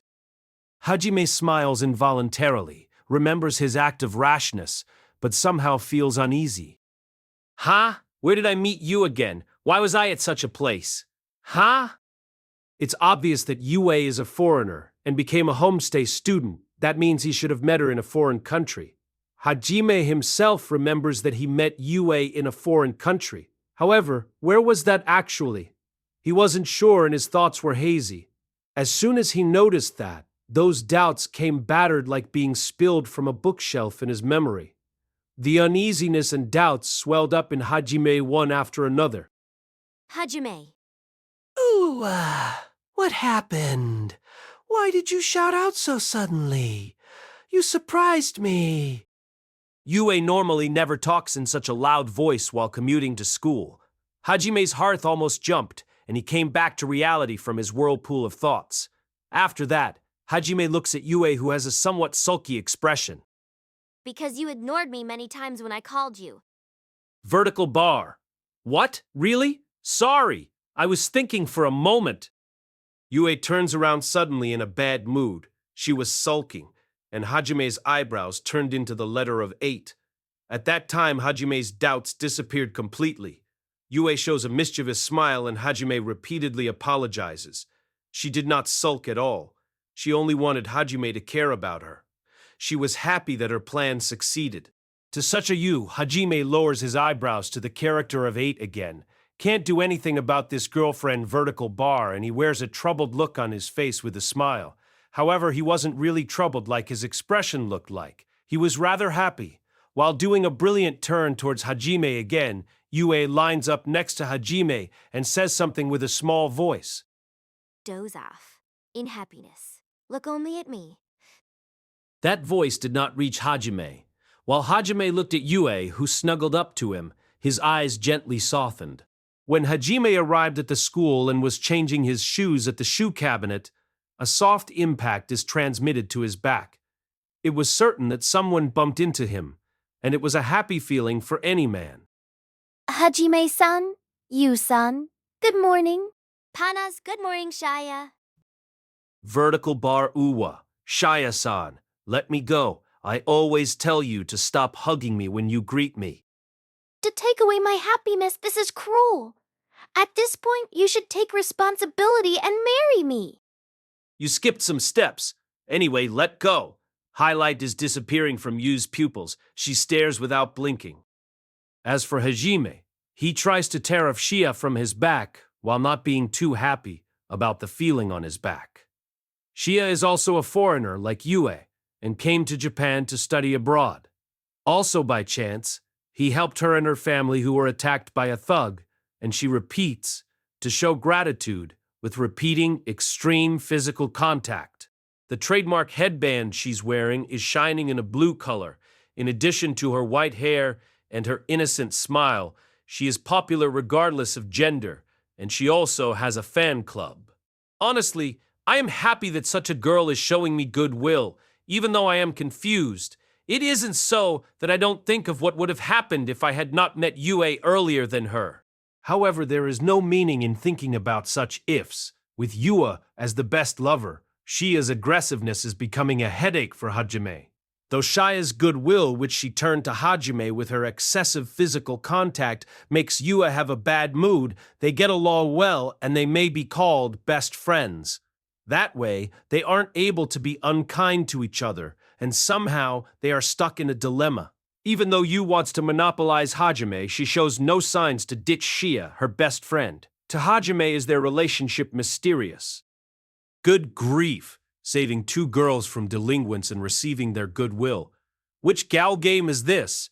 Moreover, a harem route to be okay is realistically impossible. What? Come to think of it, was Shia always wearing such a headband? Somehow more like a different feeling? While Hajime watched Shia's headband and searching his memory, suddenly both his arms were wrapped in a happy feeling. While pressing such heinous fruits, deadly weapons, against Hajime while talking, they pulled him towards the classroom. Vertical bar. Why do you make such a difficult face in the morning? If we don't go to class soon, the first bell will ring. The teacher will scold us. Warm sunlight is entering from the window and raises the temperature gradually, however. Because of two people, it becomes midwinter in the blink of an eye. Hajime is paying attention to not spend too much time with those two at school. From the mouths of those two, the words classroom, first bell, and teacher escaped, so he had no choice and felt a discomfort in his chest. When he entered the classroom, in that moment the looks of envy and jealousy were emitted from the men and stick all to Hajime. Because of Yua's and Shia's aid, he doesn't get chased directly. Their piercing gazes still hurt. What is it? How to call this? Nostalgic? Why do I feel that way? Hajime couldn't understand his own feeling and sat down on his seat while twisting his neck and being even more confused.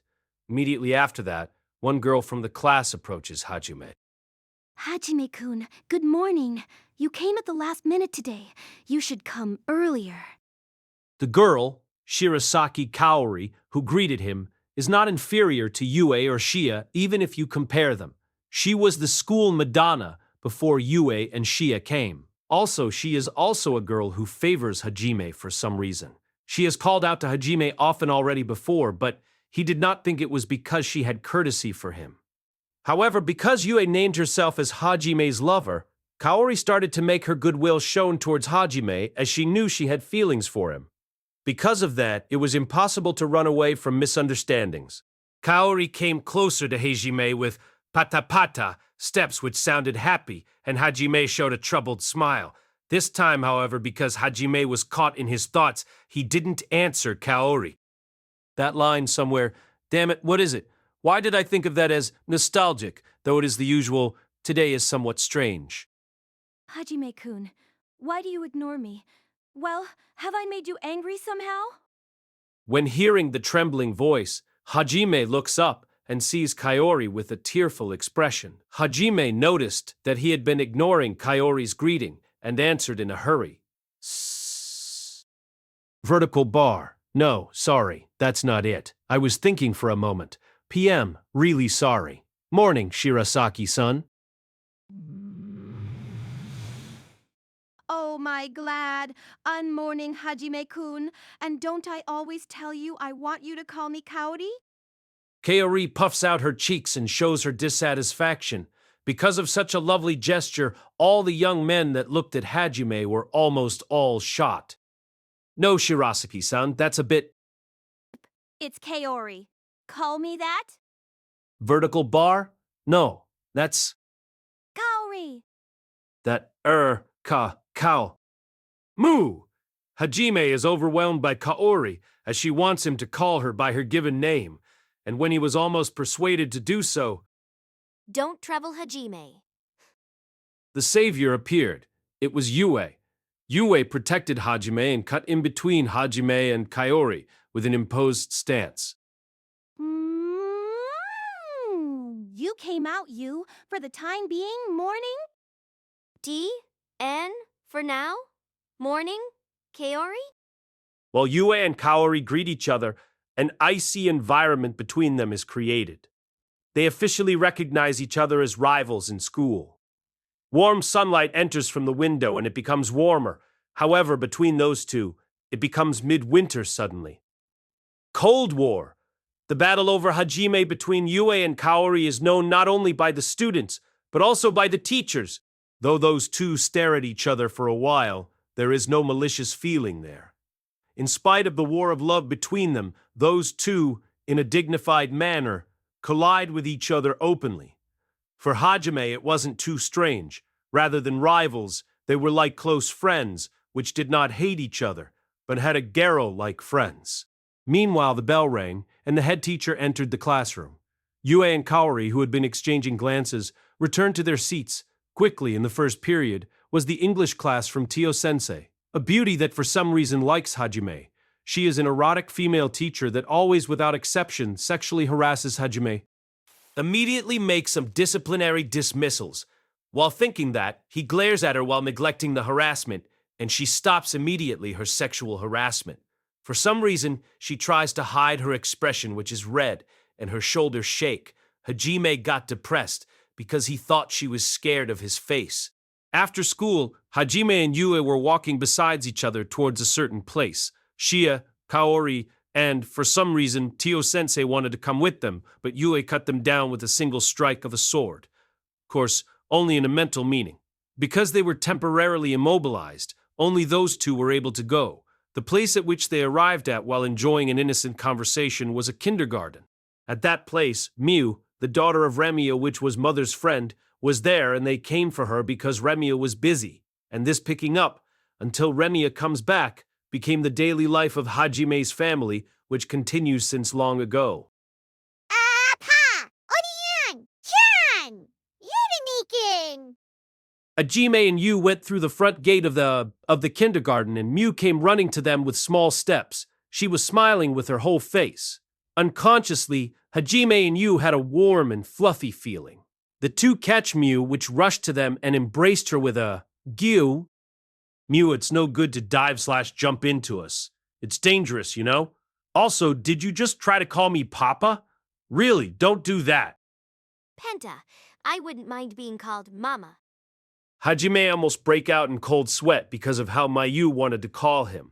Mayu called Hajime Papa before, and it became a hassle as other parents also were there. Remia was a widow. Mayu didn't know her father, and they thought that the gentle older man, Hajime, was her father. However, calling Hajime, an active high school student, Papa, naturally, some rumors were spread. Moreover, Yu is also a foreigner, the same as Miu is. It should be understood what the other parents were imagining. Namely, they thought she got pregnant somewhere between primary school and middle school. When Yu heard about the misunderstanding escalated further as she only blushed without denying it.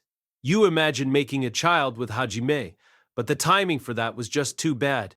In one way or another, the teachers of the kindergarten solved the misunderstandings.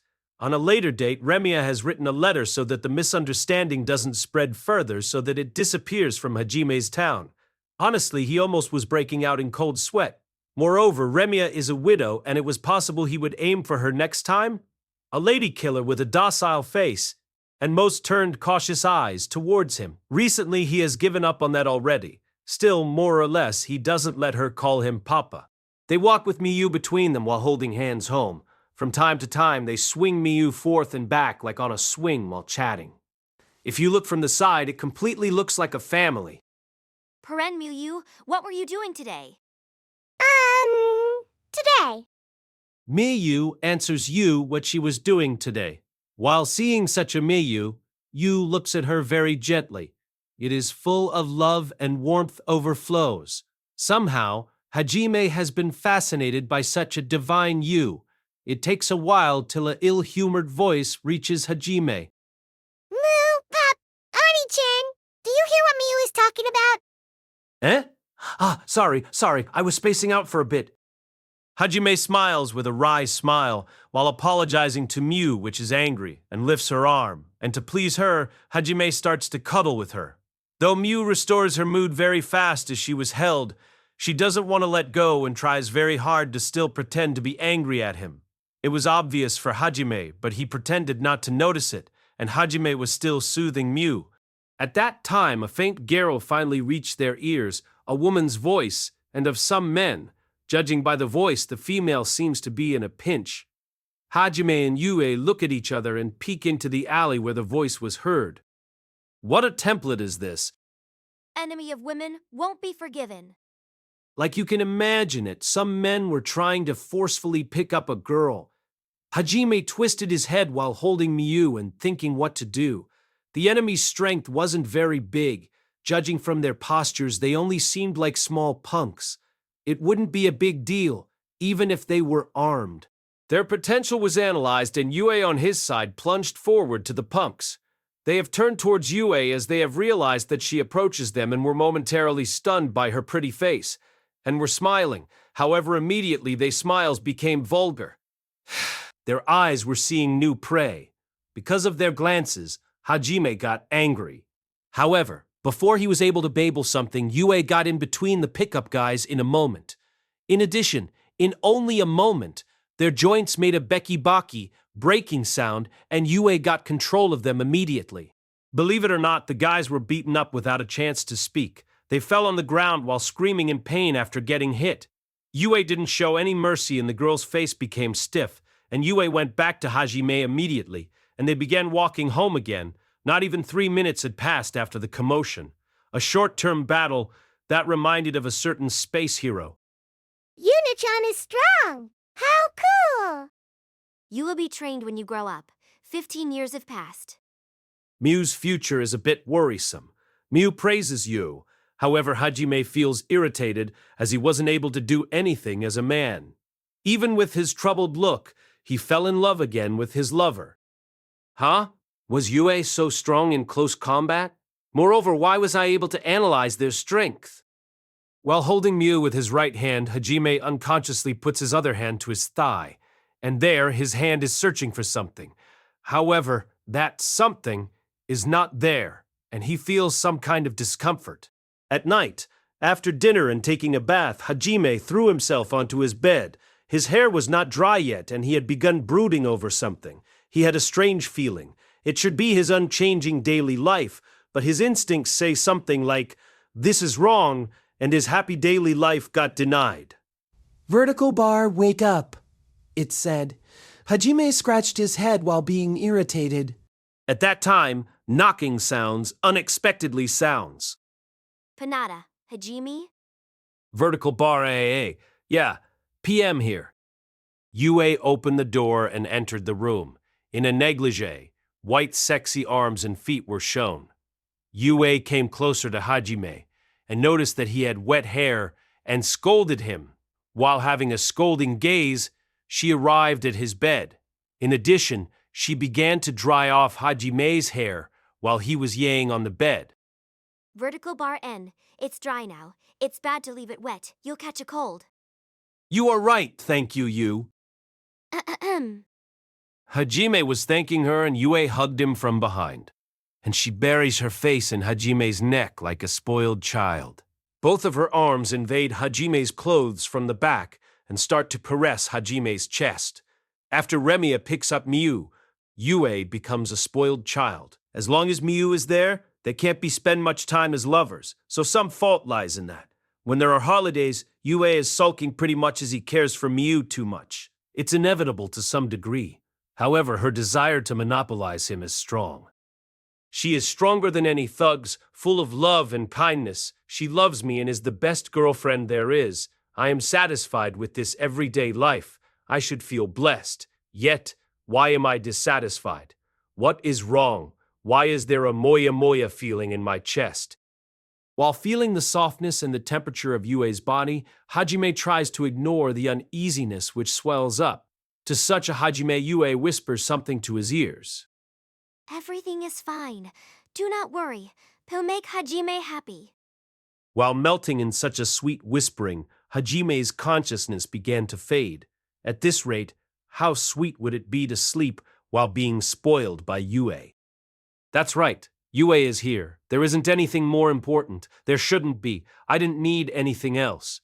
Even if I would need to throw everything away, my ideal lover is, besides me, only that. His consciousness is breaking off, losing strength in his body without change himself as being comfortable soaked in warm feelings. Then, while all his dissatisfaction are on the verge of disappearing, one I defend Yue, Yue defends me. With that, we are the strongest. We'll defeat everything and overcome the world. Suddenly, strange words appear in his mind. Hajime consciousness surfaces rapidly and he opens his eyes wide.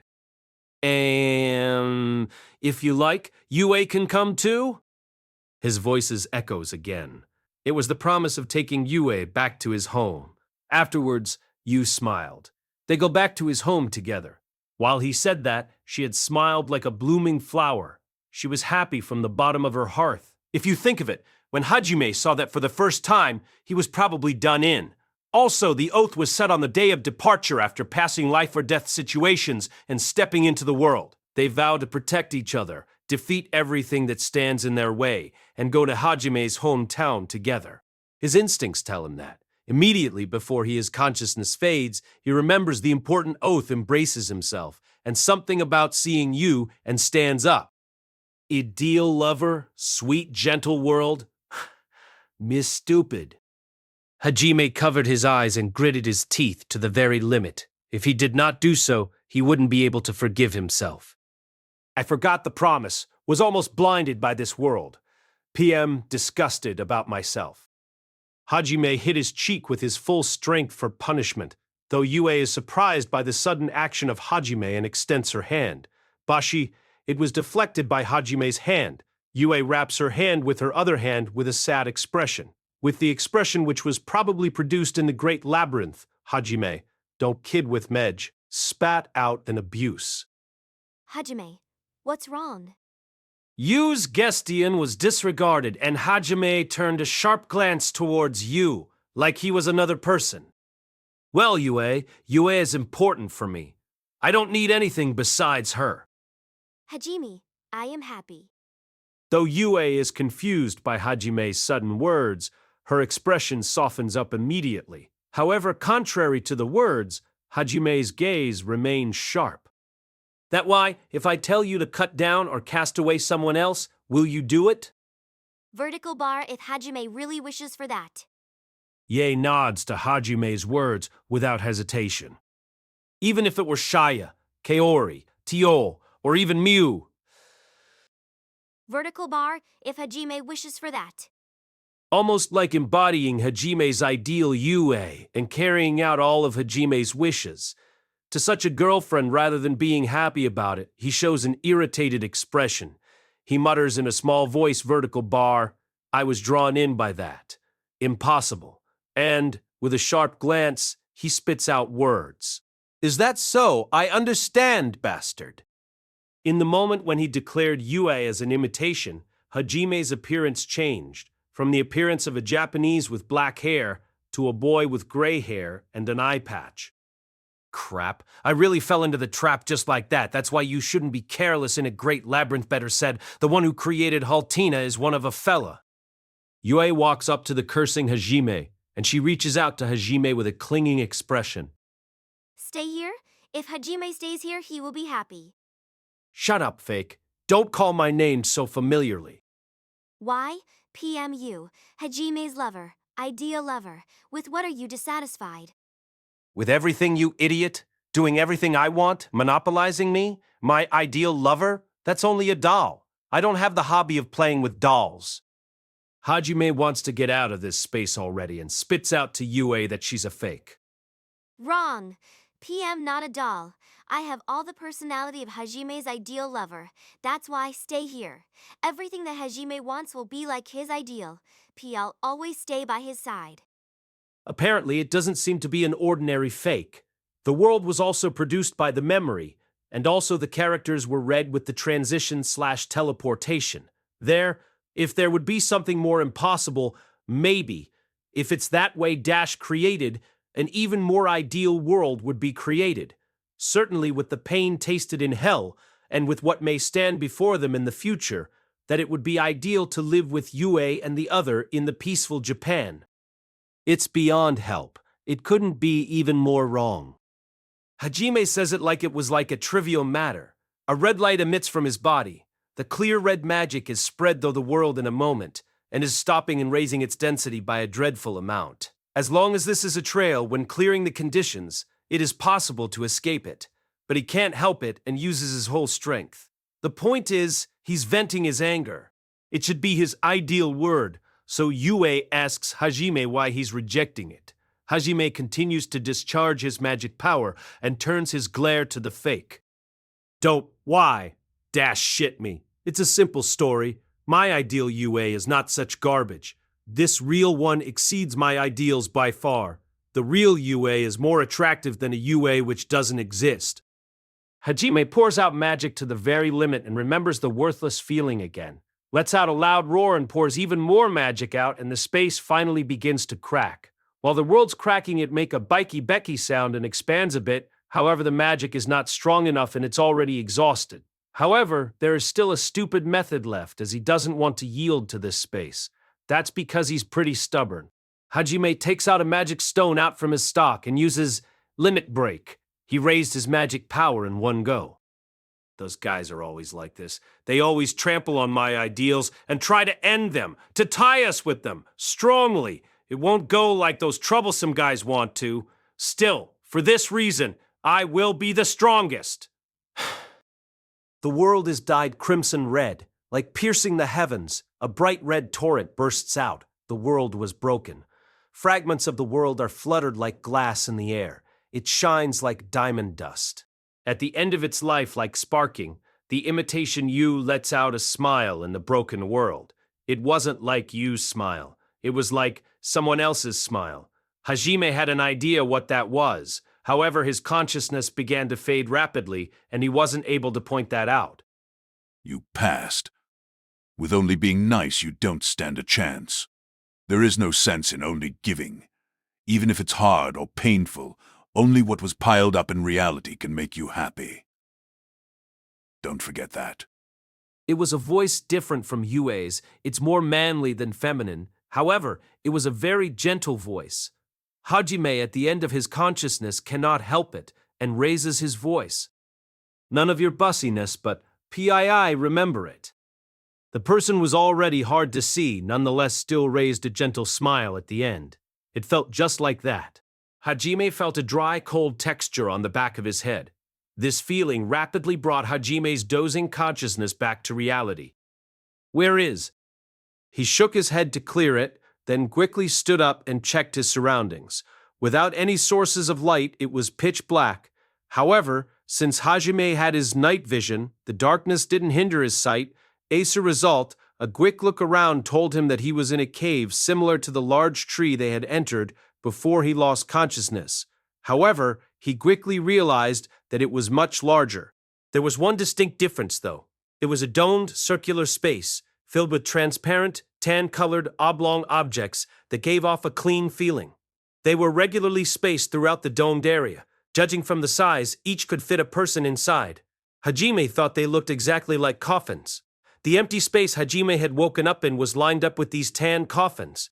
Hajime looked around, but there was nothing in the center of the dome, and there didn't seem to be any kind of exit in the surroundings. He turned his gaze back onto one of the coffins lined up in a row, and after hesitating slightly, stepped up beside it. This is just like amber. Then Hajime's breath caught when he realized Shia was inside the amber. Hajime thought the sleeping Shia inside the transparent coffin looked just like an ancient insect trapped in amber. He briefly used sign perception to check Shia's status and was able to sense a steady pulse. He was able to keep himself calm by recalling when he came to. Hajime was guessing that he had also been encased in amber shortly before he woke up. There were a total of 9 amber coffins enshrined in the room. He suspected that if he checked all of them, he would find his other party members trapped inside. They had most likely been imprisoned in the amber after they had entered the hollow of the pseudo-treant.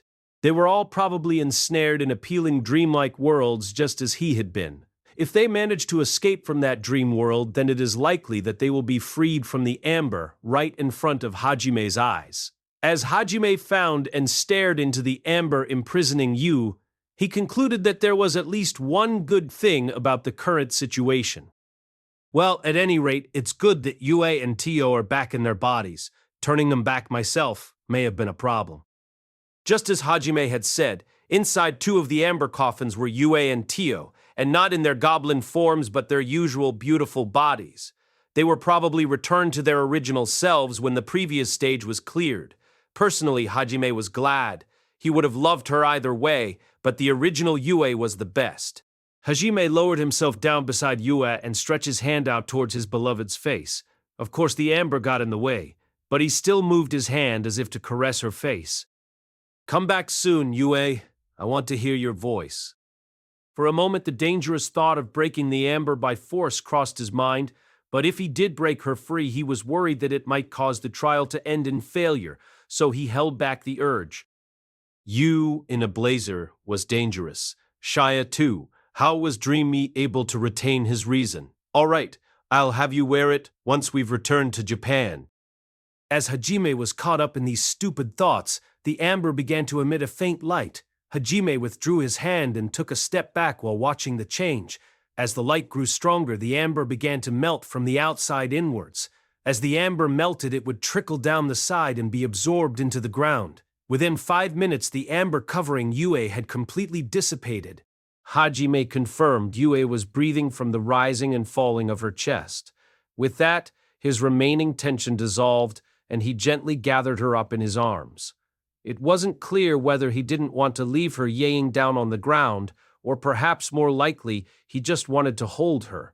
Ye's long eyelashes began to give her as Hajime gently brushed some of her hair away from her face while he cradled her in his arms, like a child. Vertical bar Yue, how are you feeling? Vertical bar, it's me. Yue still seemed to be a little dazed, but her gaze didn't wander away from Hajime for even a moment. Once her consciousness had completely returned, she stared at Hajime carefully. Is it the real Hajime? Ha! I understand why you would ask, but Yue must decide for herself. Is the me before Yue right now real or a fake? There was most likely an imposter Hajime in the dream Yue saw, but Hajime was happy to let Yue judge for herself. He was sure that she would be able to tell the difference between the real him and the fantasy she had seen. By the way, right now I am sure that the Yue in my arms is the real one.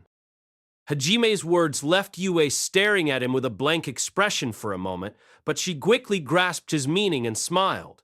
Hajime was telling her that there had also been an imitation of Yue in his dream, and that he was glad that she too had dreamed of him in her ideal world. The corner of Yue's eyes lowered and her mouth arched to form a truly delightful smile. How can you tell? Yu already knew the answer, but she still wanted to hear him say it. Even if their hearts understood each other, it was still a wonderful thing to hear your beloved say the words out loud. Once again, Hajime knew exactly how Yue felt, so he shrugged his shoulders and answered casually. Vertical bar, I don't feel any uneasiness deep inside of me. It's like my soul is whispering to me, the one in your arms is your special one. Foo-foo, me too. Deep inside something is telling me that the person I am embracing now is Hajime. Forget I asked. Vertical bar, Maya, you were still half asleep. Yu's eyes softened as Hajime once again shrugged his shoulders. Then she suddenly wrapped her arms around his neck and kissed him forcefully. What was I like in your dream? My score's blazer looked so good on you that I could die. Yue could now guess what kind of world Hajime had seen, but the unexpected answer was S0, amusing that Yue couldn't stop her small voice from ringing out with laughter when she heard it. Tear wear it for you someday. That's something to look forward to. How was it for you? Yue buries her face into Hajime's neck. As he was enjoying the repeated pecks of her lips against his neck, Hajime asked her about her dream too. The ceremonial clothes and throne suited you so well I could almost die. Sorry, ceremonial clothes aside, a throne is impossible. Or rather, why a throne? Vertical bar kufufu. In my dream, I was an empress, and we had 12 children. Dust. How far did you go in your dream? A dozen is too many. Hajime unintentionally drew himself back from Yue and stared at her in shock. Yue stared at Hajime with a seductive look and licked her glossy lips still wet from the kiss. This seductive look caused Hajime's breath catch and made his heart to start racing. The fierce spirit that could withstand the attacks of any monster was easily shaken. Fufu, I have high expectations. Bear. As expected, I won't be able to win against Yue in my whole life. Hajime gave a roguish smile while staring up towards the sky.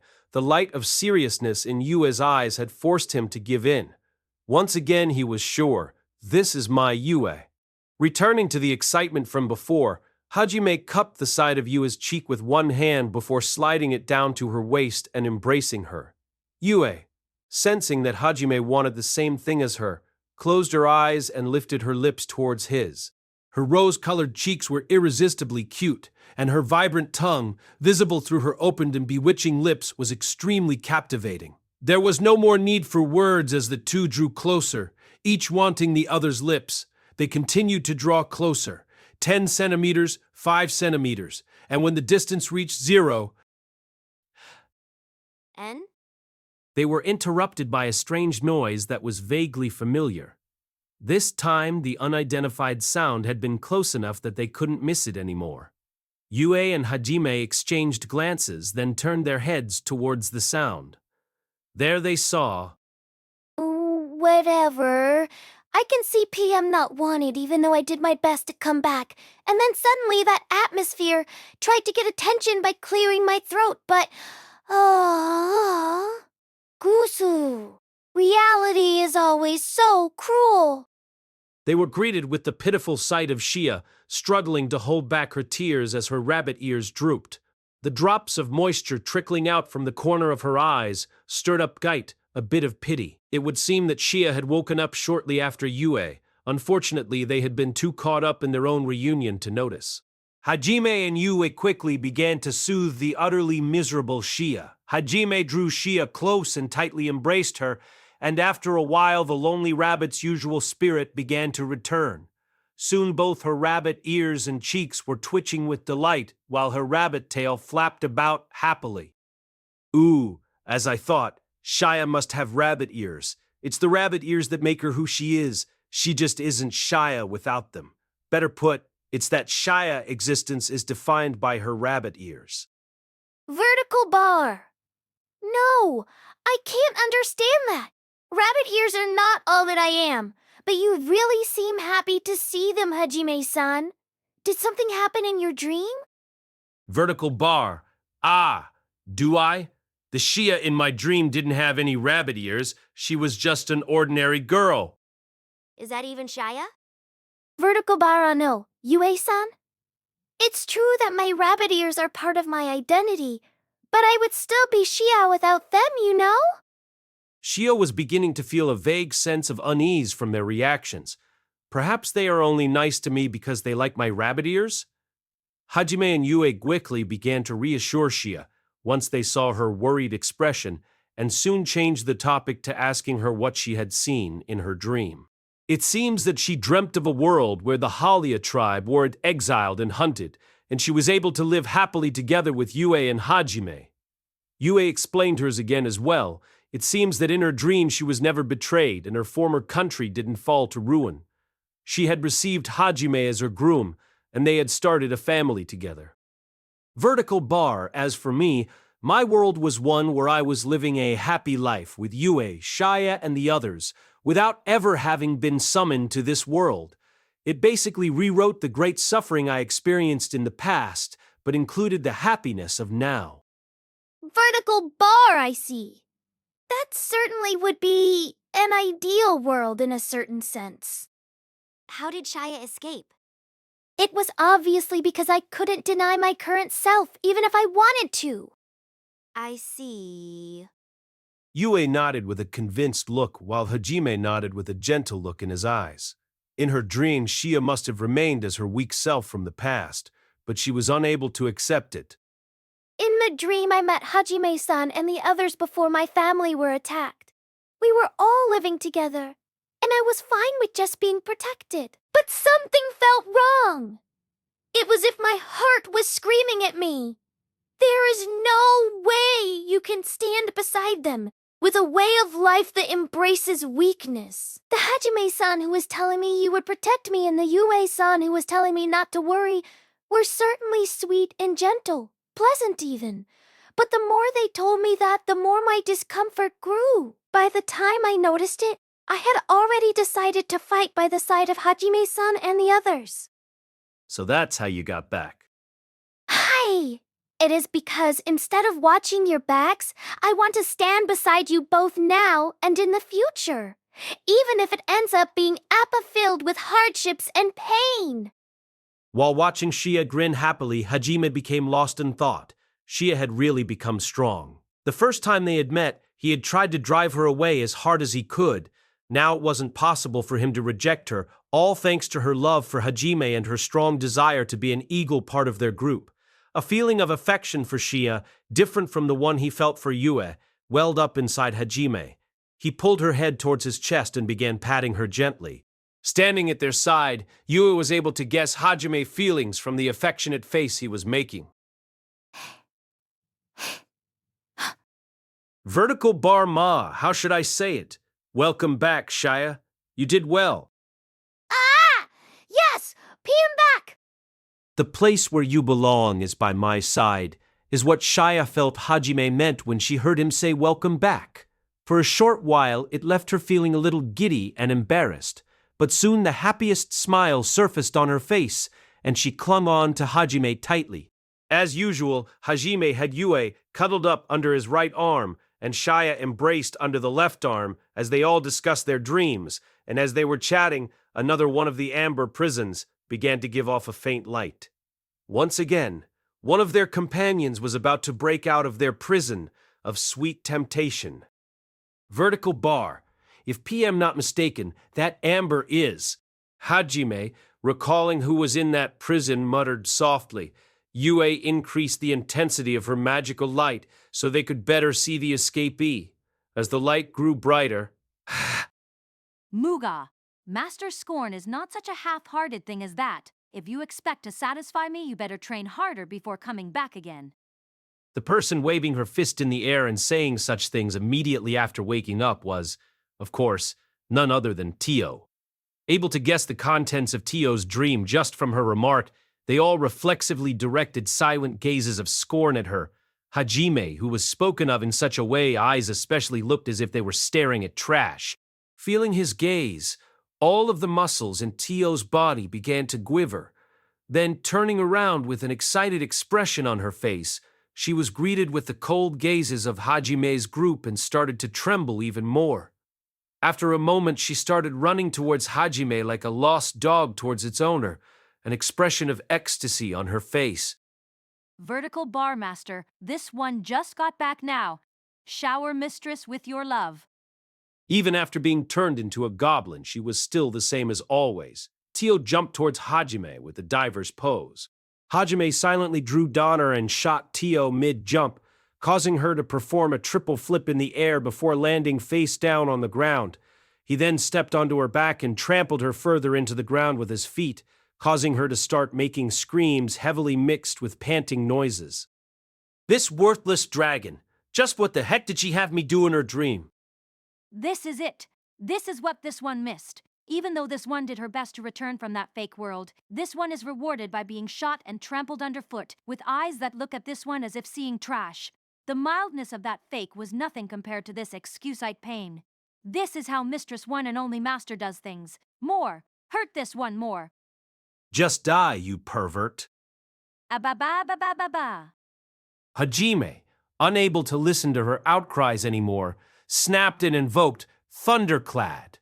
Tio, unable to withstand it, arched backwards before exhausting her strength and collapsing back onto the ground while giving off white smoke. However, despite the ordeal, the expression of Tio's face was one of perverted ecstasy. She looked truly happy, which left Hajime feeling even more repulsed.